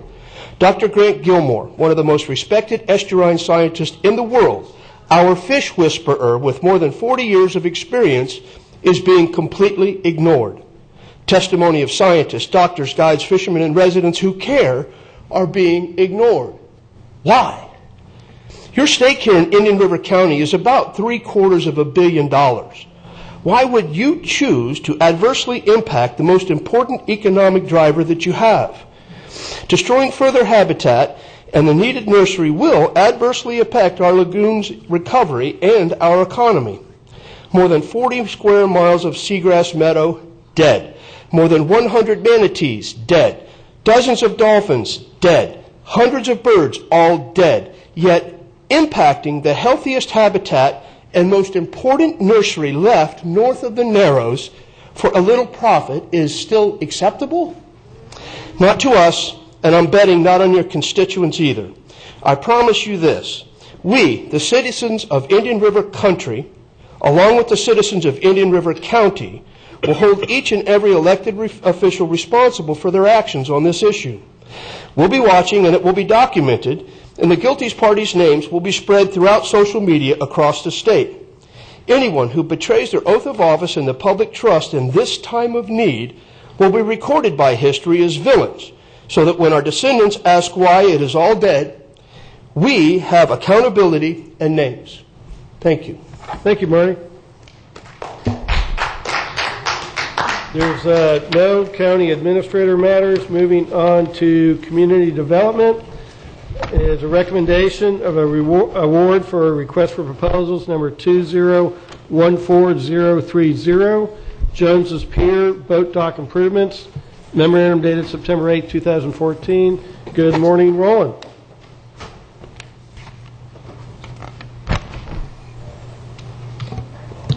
Good morning, Mr. Chairman. For the record, I'm Roland DuBois, County Chief of Environmental Planning and Code Enforcement. This has to do, I do have a brief PowerPoint presentation I'd like to show.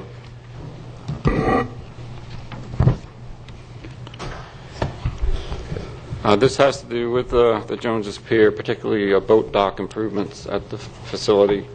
Just briefly, Jones's Pier Conservation Area is located on the south portion of Historic Jungle Trail Greenway. Overall, it's about 16.5 acres. The focus of the improvements are on the riverfront portion, the homestead portion.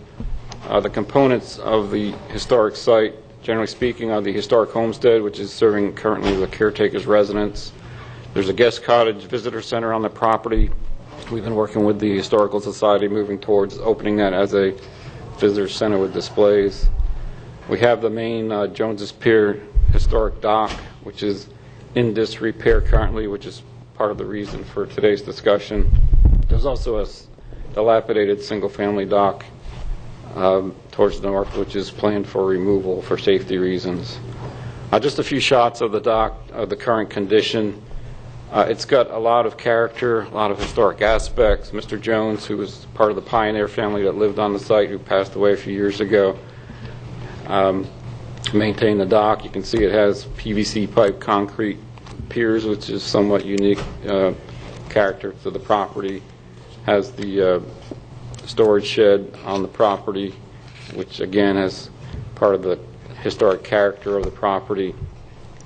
In the end, the situation is the dock is in need of repair, redecking, and structural repairs overall for it to be open to the public.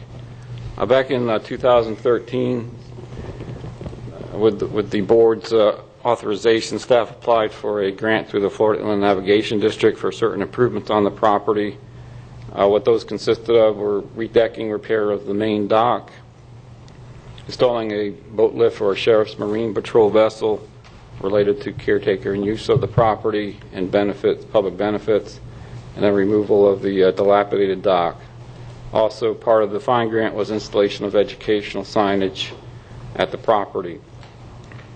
Under the initial estimates when it was submitted by staff to fine for a grant, this table summarizes the estimated costs. And it was subsequently approved by fine for funding under the concept of a 50% funding of the initial cost estimate of $30,000, such that the grant amount is not to exceed $15,000. Subsequent to obtaining the grant, staff proceeded with issuing a request for proposals to marine contractors to deal with the boat dock work as well as the boat lift installation. Went through a process of advertising for the request for proposal through public advertisement, including a demand star broadcast to 274 subscribers. We had specification requests from 42 firms. Ended up having 3 firms submit submittals responding to the RFP. An evaluation committee was set up by various staff of different departments.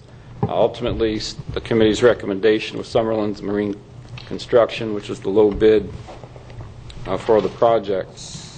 Summerlin's cost estimates, however, particularly relating to the dock repair, the initial thought and estimate was that it would get away with just redecking, but under the RFP review process, it became apparent that there was more to it than that, that the support stringers and hardware needed to be replaced, such that the estimate was up around $46,650.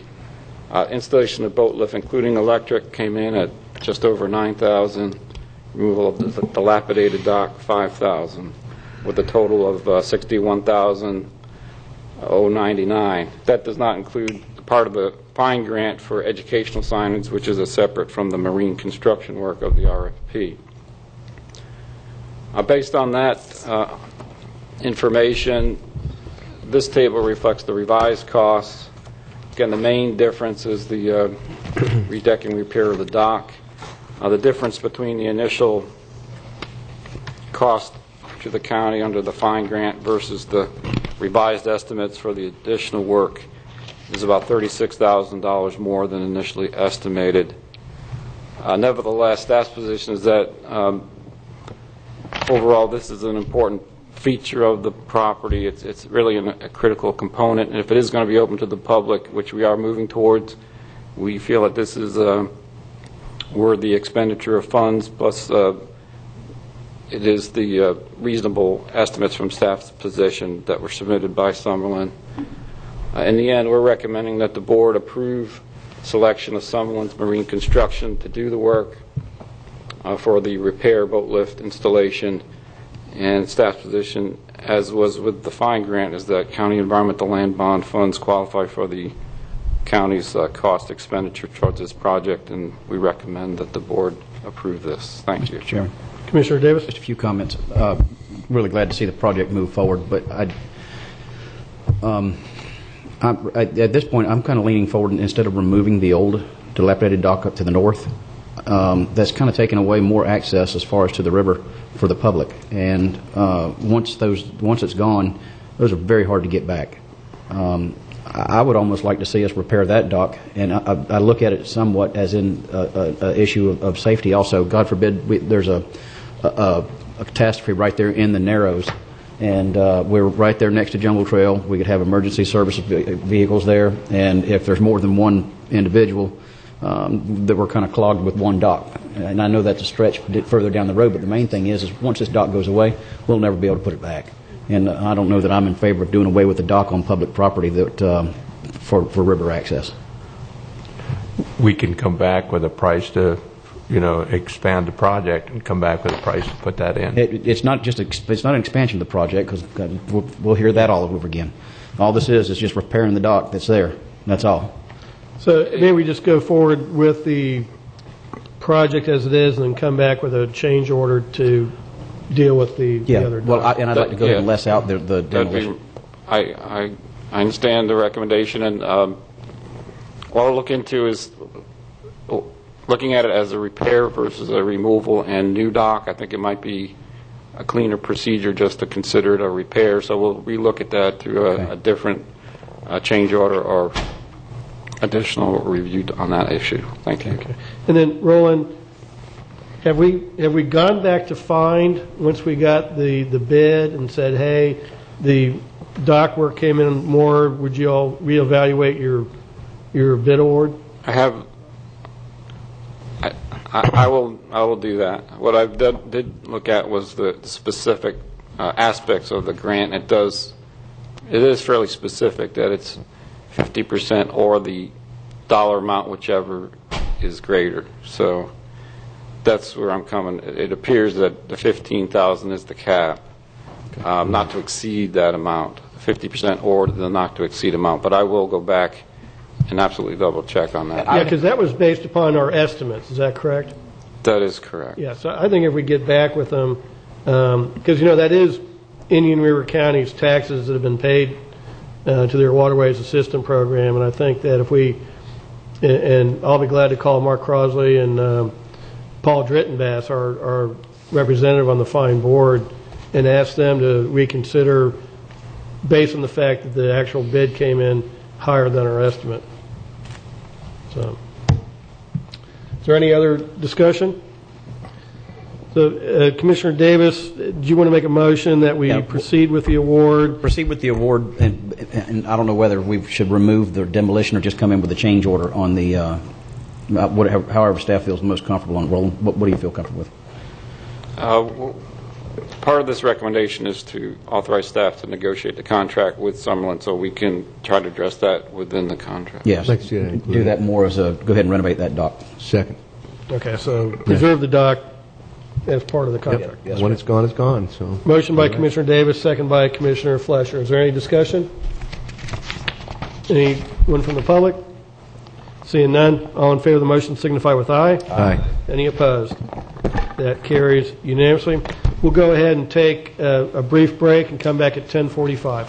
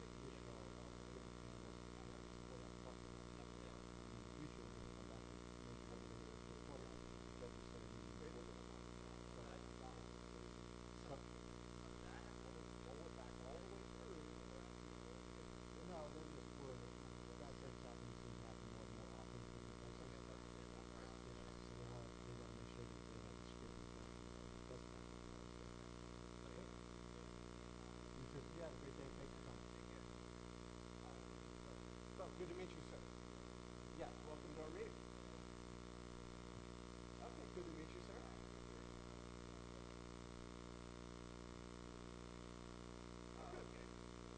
Good to see you. Glad you're here.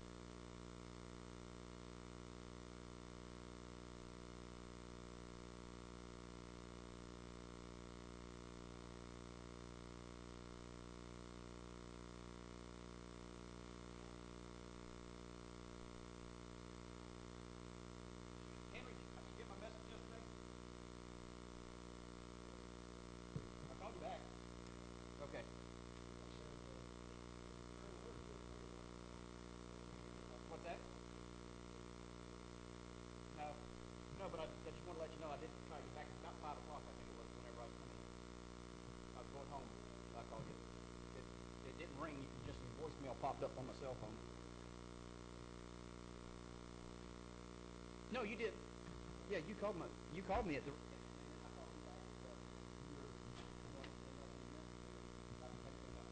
Hey there, Bob. Sure, Bob, how are you?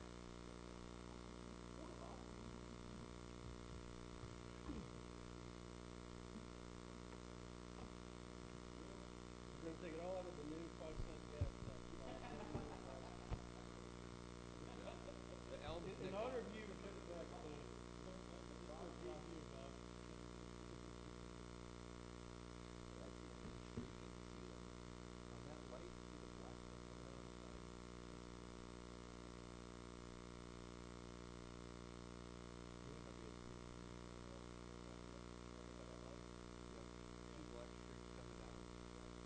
That one that's running lengthwise. That gets a little rough, that's why. Well, no.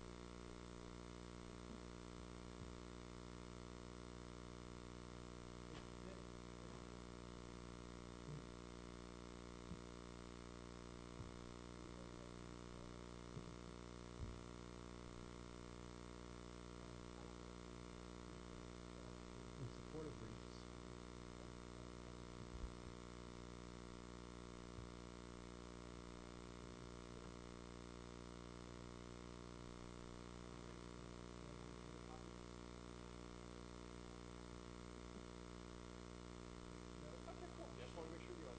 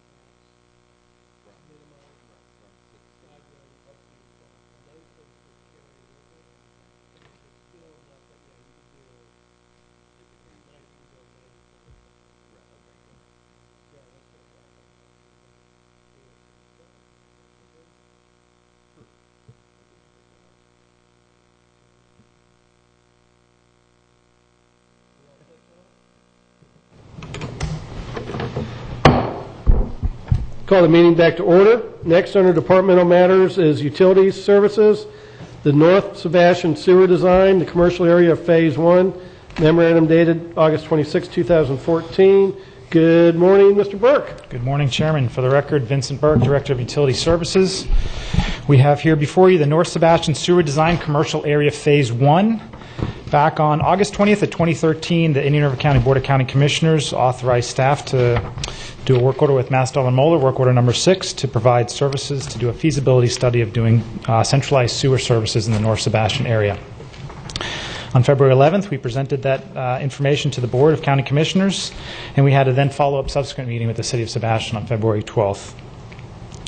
On February 12th. We also had a follow-up meeting to some of the interested parties up in the City of Sebastian on March 19th, and then we had a Friends of Sebastian River presentation on May 27th of 2014. So there's some subsequent informational sessions. What we have before you is a summary of that design services that we'd like to move forward into the design phase. So we reached out to Mastel & Moeller for a work order number 7 to actually move forward with the design phase services. It must be noted that staff back in the spring of 2014 did solicit or try to go after some grant funding for this project, but we were unsuccessful in doing so. I know that the board several meetings ago had talked about this project and perhaps having one of these projects on the legislative priorities for the next fiscal year. So we negotiated the work order with Master Moeller for a total sum of $155,220. It comes with a $5,000 contingency. The total estimated cost of the project was about $1.97 million. Staff reached out to the City of Sebastian that's also interested in this project since they are a major stakeholder in that area. There's a map that I can certainly show if we have some time.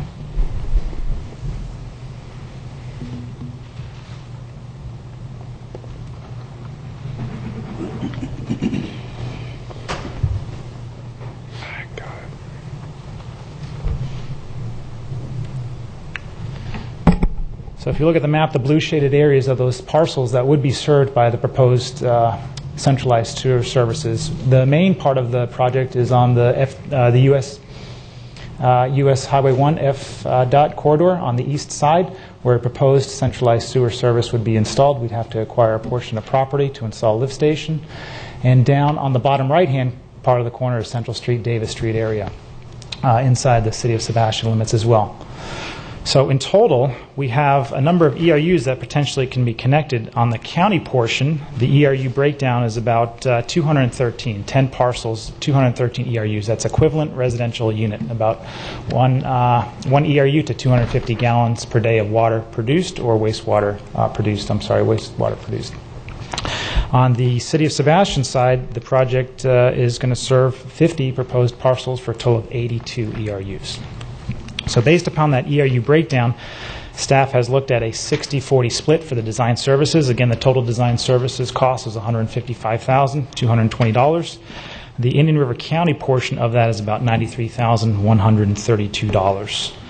In addition to the cost breakdown with this project, we have to do an updated ILA with the City of Sebastian. Back in 2012, an ILA was initially crafted for the Davis Street area on the bottom right-hand portion of that project. This project has now expanded, therefore the ILA is no longer applicable. So part of this process is to ask the Board of County Commissioners to approve a new ILA with the City of Sebastian, subject to their approval at the 24th meeting as well. So work order number 7 with Master Moeller to do design services for the commercial phase 1 of the North County and City of Sebastian area for a total price of $155,220,000, and to approve the new interlocal agreement, which does away, item number 13 does away with the old interlocal agreement that was signed in 2012. And I'm available for any questions if the commissioners have any. Do you have any questions of Vinny? Yes, Vinny. I don't know if you've been up there recently, but the City of Sebastian is undertaking what they call their presidential streets and reworking the streets, creating some on-street parking, and doing a lot of work down there on the riverfront. My question is any of these areas that are in blue, specifically at the south, how far south is that, and are those in areas where we're going to have to undo the streets if we start moving forward with the gravity system? We're going to have to do some street work, yes. And so we are working with the city engineer to make sure that the gravity system will be able to be designed in such a way that if there's any drainage projects after that fact that the city would like to do, that there's not going to be conflict. So that's... Okay. There, at the very southern end of the map that you have up there, tell me what street that would be so I could kind of figure it out geographically how far south that is. And so if we can zoom in here. We have North Central in the central area here and Davis Street in this area right here. All right. And so you come further south, that's Central there, that's Captain Hiram's in that area. What is that right there? That's Hurricane Harbor, isn't it? No? No, that's short of it. What? Yeah, you're right. It's not that far. What is that blue right there? Those 3 commercial lots? Is that Paradise Title? Is that the title company? Well, that's right up there. That's, yeah. Yeah. I'm not sure what street that is right there. You notice we do have an existing force main along the east side of the river already currently in place. Everything in red here is showing to be tied to the proposed gravity centralized sewer system. All right. Here's Earl Masteller, who might be able to expound on that area. Yeah. The area south of that, the Main Street Pier is further south. You can see the line. Yeah, I can answer that, Mr. Earl Masteller Moore. Commissioner Davis, there's 3 lots that actually front on US 1 where professional title is. And there's a couple other buildings there. One of them has been sitting vacant for a long time. And they're orphans, but basically there's no way to sewer or get water.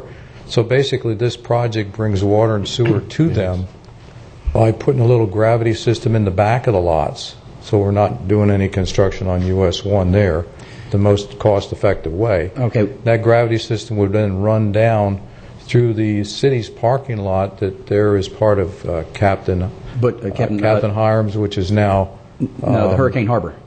Hurricane Harbor, yeah, I'm sorry, which is now Krabby Bill's. Right.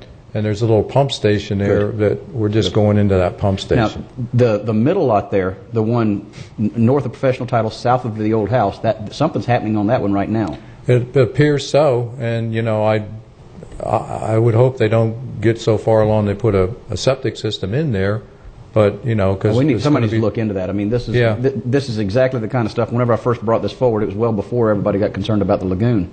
But it was exactly this kind of stuff that makes the barrier of entry for commercial businesses to be able to come into that riverfront right there of Sebastian.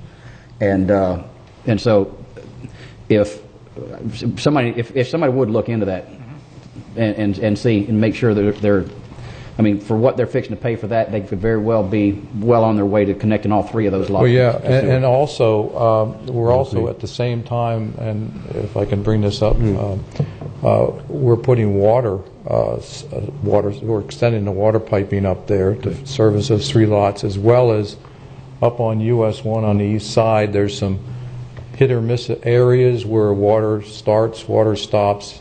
Most of the water's on the west side of US 1, so we're infilling those areas along there and continuing the water system where it's missing. I think there's 3 fairly substantial lengths of water system that are going on US 1. And I guess as we hopefully are coming out of this funk that we've been in for the past, I don't know how long, to have this designed, it's good, but at the same time, I don't know what the answer is just yet as far as, I don't want to do a full assessment at this point, but at the same time, there might be some time whenever there's some businesses that want to move forward that they need this in place. And so I don't know. I'm waiting on several of them to come to me and say, hey, or come to somebody and say, listen, we need to move forward with this. We're going to do X, Y, and Z, but the infrastructure's not in to make that happen.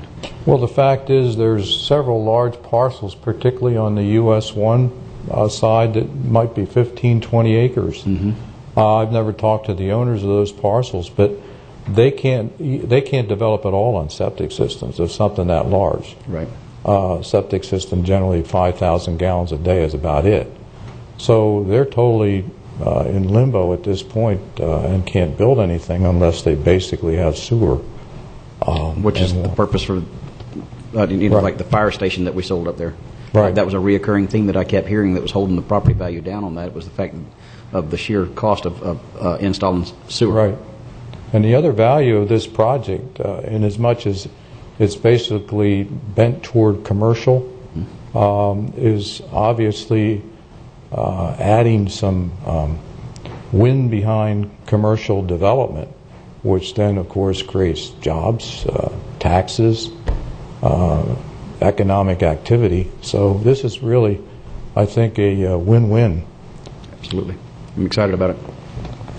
And just, Commissioner Davis, hopefully by May, we might have an indication if any state grants are available for this project.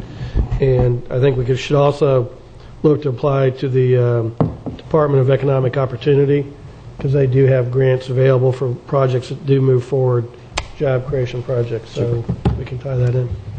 Earl, thank you. Thank you. Is there any other questions of staff on the interlocal agreement or moving forward with the work order? If not, I'll be glad to entertain a motion. So moved. Second. We have a motion from Commissioner Davis, second from Commissioner Fleischer. Any further discussion? Seeing none, all in favor signify with aye. Aye. Aye. Any opposed? That carries unanimously. Now it takes us to County Attorney matters. Item A is a resolution concerning Senator Altman's request for an Attorney General opinion on a lease agreement between Orlando Orange County Expressway Authority and All Aboard Florida, dated September 9, 2014. Mr. Reingold.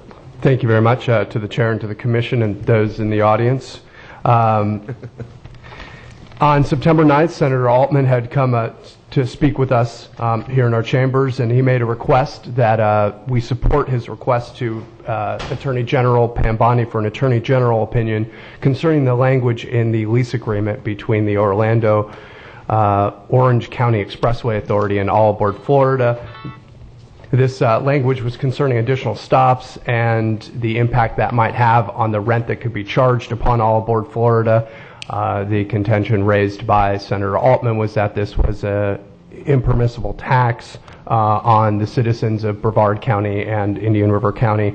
The board at that time had voted, or at least had requested and directed the county attorney's office to draft a resolution supporting the senator in his efforts, but also to specifically raise the issue of the fact that the board was uncomfortable and was not happy with the fact that there were going to be provisions in this lease agreement that were essentially going to allow folks in Orlando that were going to dictate the way that All Aboard Florida may or may not be directed through Indian River County.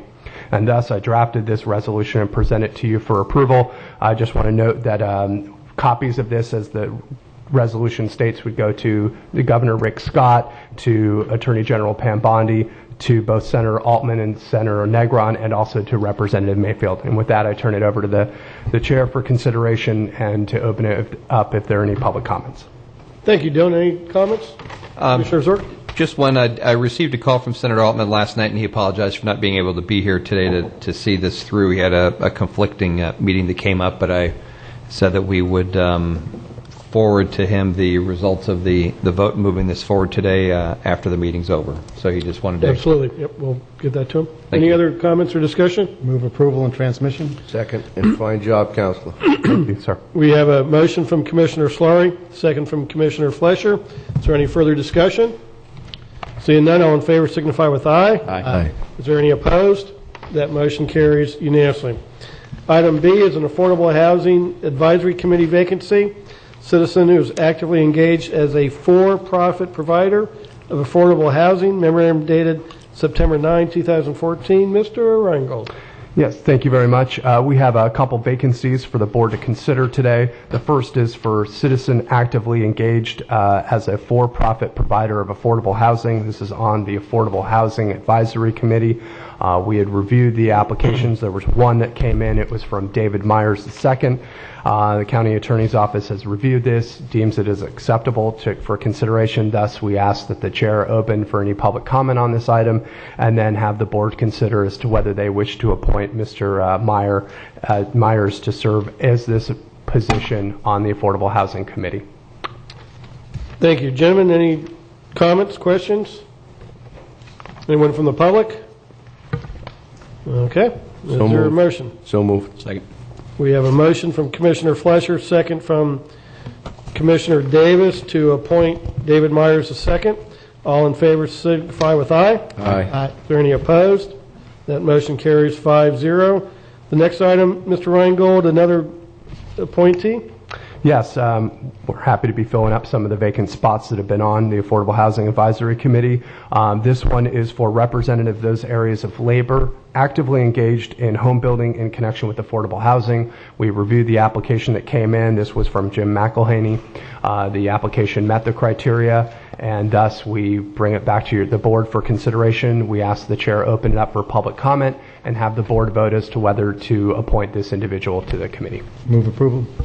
We have a motion from Commissioner Slurry, second from Commissioner Flesher. Is there any discussion? Any comment from the public?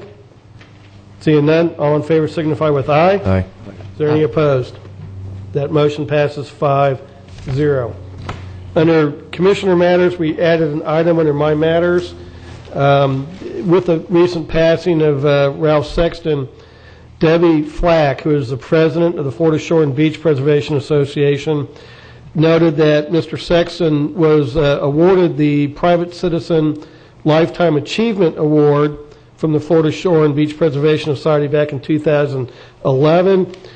She has suggested suggested to the board that they consider designating that private citizen award in Ralph's honor to be named after him. And so I'm bringing forward to the board a request that we write a letter endorsing the FSBPA's decision to designate the private citizen award in Ralph Sexton's honor. So moved. We have a motion, I believe it was from Commissioner Flesher, second from Commissioner Davis. Is there any discussion? Just that I'll carry that request forward when I go over there next week to the Absolutely. I think I'll ask Mr. Reingold to help draft that with James Gray. I think it should just be a very short, simple letter, but we'll get that out, and then Commissioner Zork, you can take that to the meeting next week. Okay. All in favor of the motion signify with aye. Aye. Is there any opposed? That passes 5-0. Thank you for your consideration, gentlemen. Next item is Commissioner Slaughter, the reorganization of the Indian River Lagoon National Estuary Program. Commissioner Slaughter. Thank you, Mr. Chairman. As some people may know, the Indian River Lagoon National Estuary Program is perhaps going through a reorganization. I'm on the advisory committee of the IRL NEP, and when they asked for some members to join a small group to help with the reorganization, I volunteered. But I'm afraid to say at this point, I certainly can't support the way the process has moved forward. I've got a 3.5-page letter which outlines some of my concerns, but yesterday afternoon I watched the video of the last Indian River Lagoon collaborative meeting, which Chairman O'Brien sits on. And I couldn't have summarized the whole process any better than Chairman O'Brien did in that meeting when he said, quote, "This whole thing seems a little sketchy." And I have to agree, but it's very serious. I could actually probably spend 3 or 4 hours trying to break this down. I'm going to try to summarize it in about 15 minutes, but Chairman O'Brien did say, I have a lot of concerns. And I also have a lot of concerns. Just a few comments on some of the things that were said at the Lagoon Collaborative meeting. One was that Commissioner Fielding said that there would be 8 members of the design team, 8 members of the steering committee, and the steering committee would be the top-level committee, basically the board of directors of the new organization.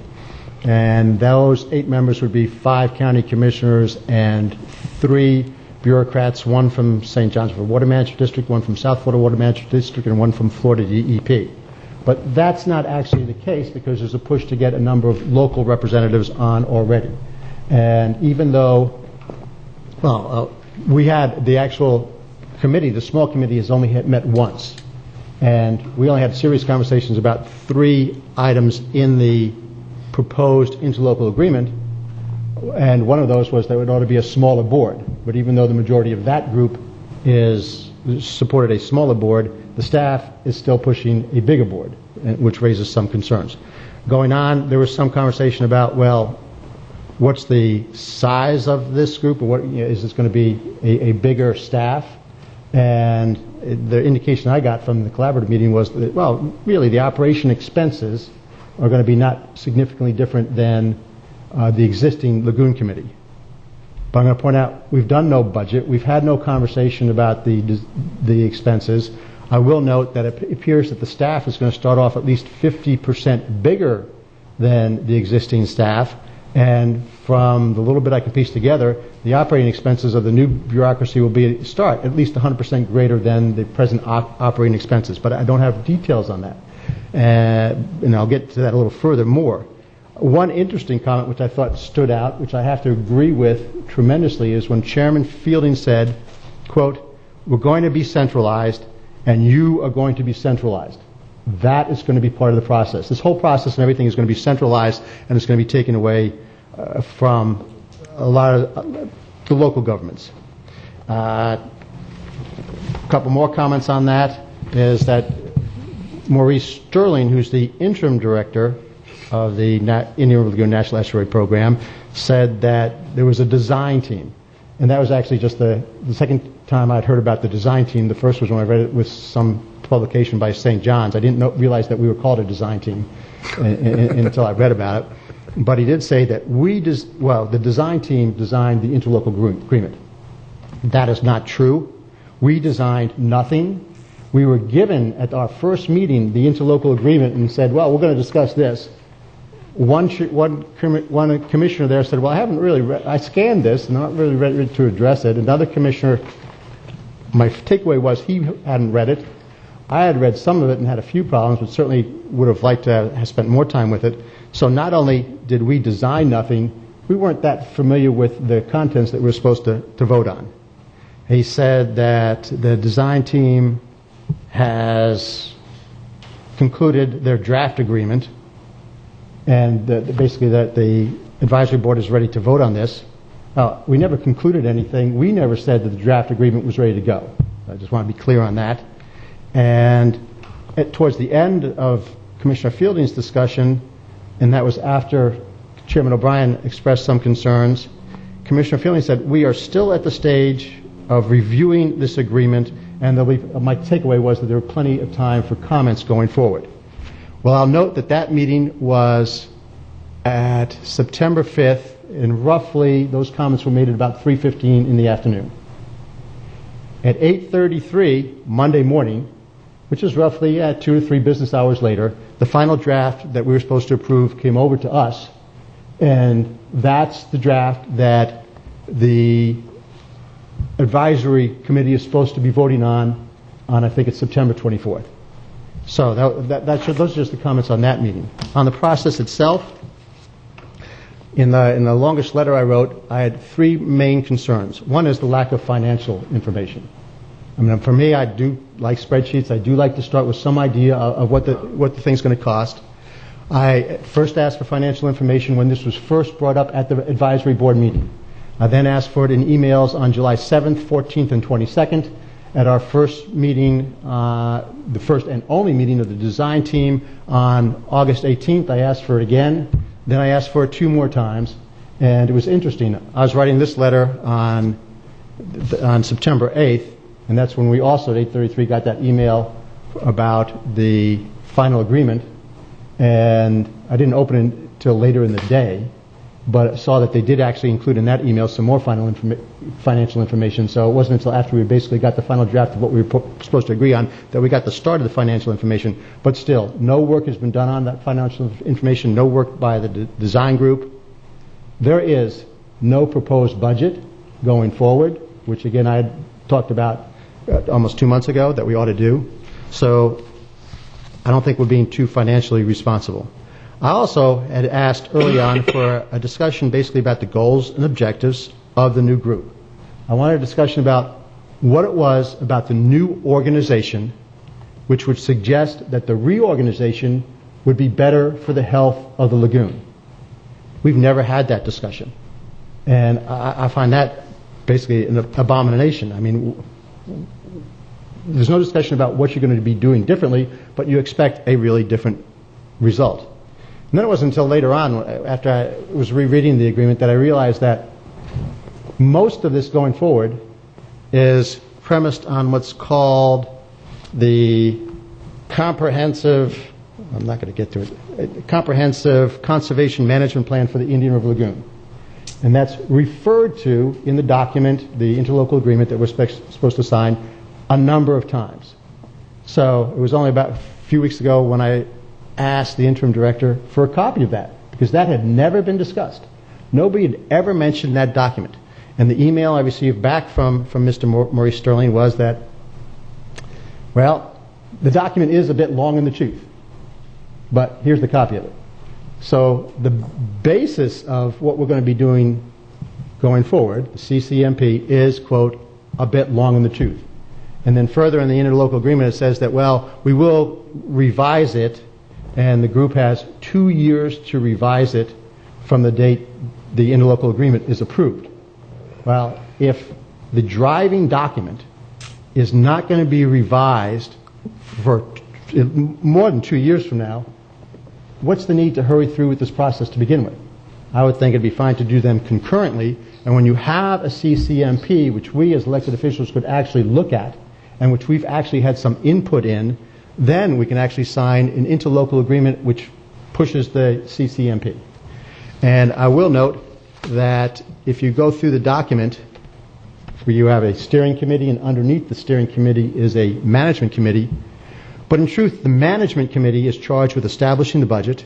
The management committee is charged with establishing the bylaws, which I found astounding.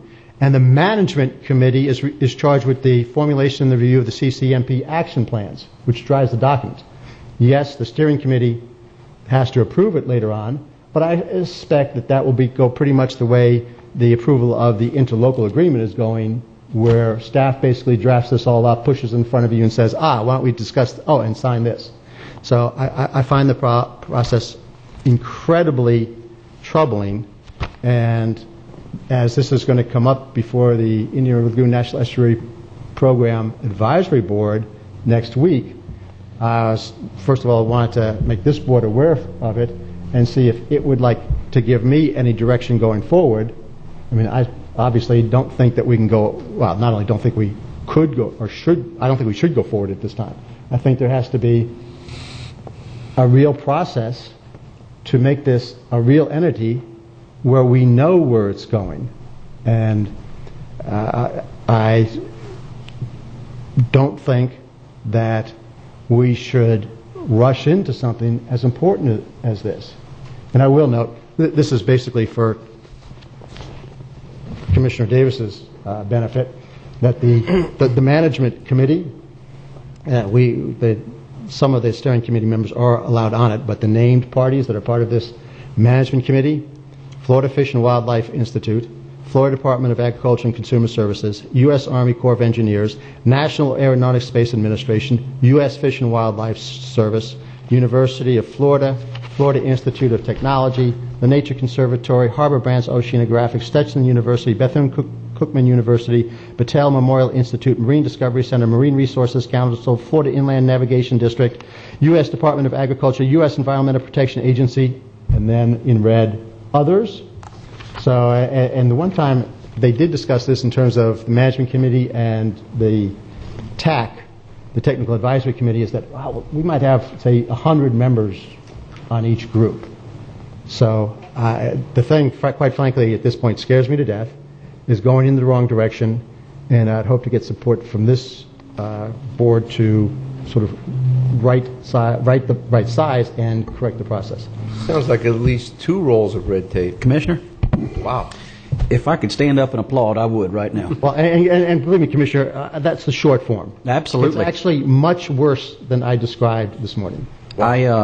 If I could, just to follow up, too, some of the additional concerns I had, as Commissioner Solari pointed out, the steering committee in the interlocal, it actually says there's 11 positions, and they named the 8 that Commissioner Solari did, the 5 counties and then the 3 bureaucrats, but the other 3 aren't even mentioned, so who knows where they come from. And they are supposed to come from municipalities. Right. But my suggestion was that basically when you elect somebody to a municipality, those are entry-level positions, and generally, seriously. And they're basically, the expectation for the citizens is they're going to work 10 or 15 hours a week, and that's their job. And they are already overworked. So to expect that entry-level position that's not paid to actually to get up to speed on something like this, I find unlikely. I mean, yes, there will be some city council members who have great expertise, but to expect that the 3 that are picked are those 3 and that they'll be able to add to the process rather than just simply follow staff recommendations, I believe is an unrealistic hope. So you don't have a whole lot of faith on the mystery guests as well. So at best, our county would have a 1 vote out of 11, which right. The real scary thing is that in the bylaw or the interlocal, it does say that this new entity would have the power to issue bonds and incur debt, and that scared me as almost a FMPA-like situation where they, we get 1 vote no, and everybody else votes yeah, let's go ahead and issue $100 million of bonds, and all of a sudden we're committed to a bond indenture that we can never get out of. And so a lot of that was very scary to me. So I agree, and I don't understand the urgency for this. And Commissioner Solari, I think, hasn't the St. John's Governing Board already approved this?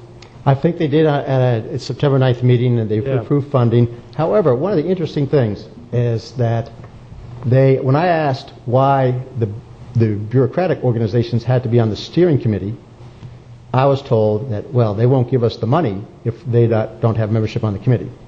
So I did write a follow-up information request, which I sent out last weekend, to get the minutes from the meetings where St. John's, for instance, said that they would not contribute any funds unless they were on the board, because I doubt that it was ever discussed at St. John's.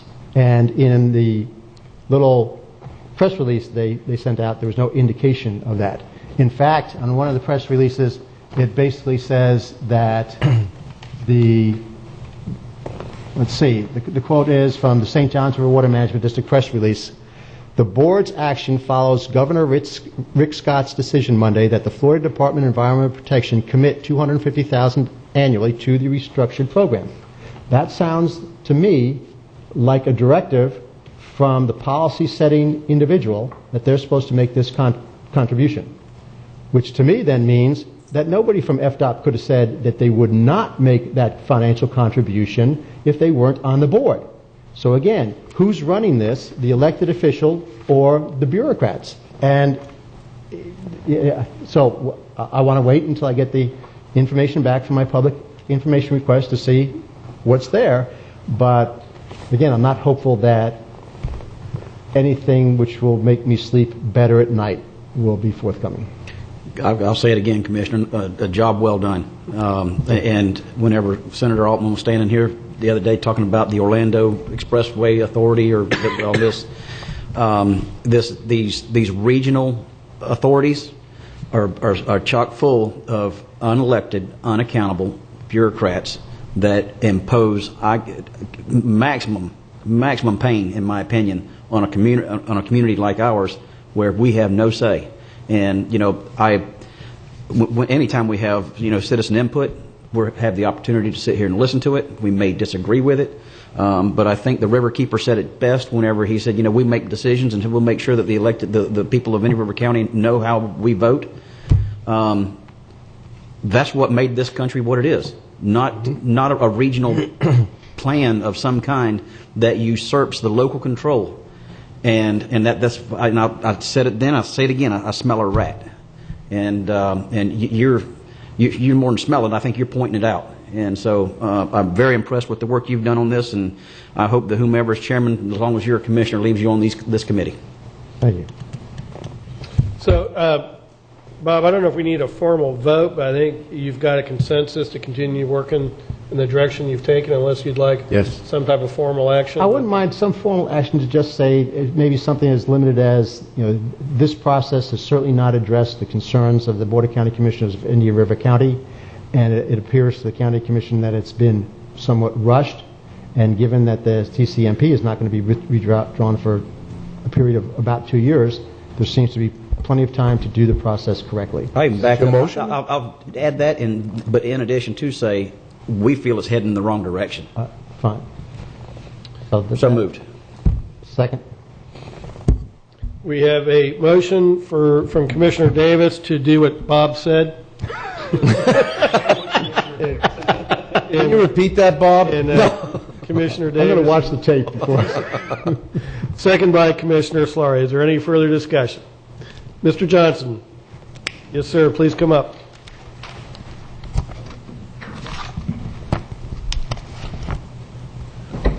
Bob Johnson, Carlwyn Subdivision. I sat in that meeting that Peter made those comments on, and no place through the whole process has anybody, tasked Indian River County to be a participant. And next, I've seen the state EPA plan that they developed for central, the south, and Indian River County has, as far as the lagoon's concerned, has beautiful, the best of all of the different three sections, the north, the south. In other words, we have plus we just spent $8 million working on this project for South Canal. Osprey Marsh. Yeah, and so what happens when we're really working hard to do our part in cleaning up the lagoon. We're spending a lot of the taxpayers' money, and it looks like it's working out okay. We don't know for sure yet what the results are going to be. Then we get rolled up into this other big bureaucracy. Yeah, and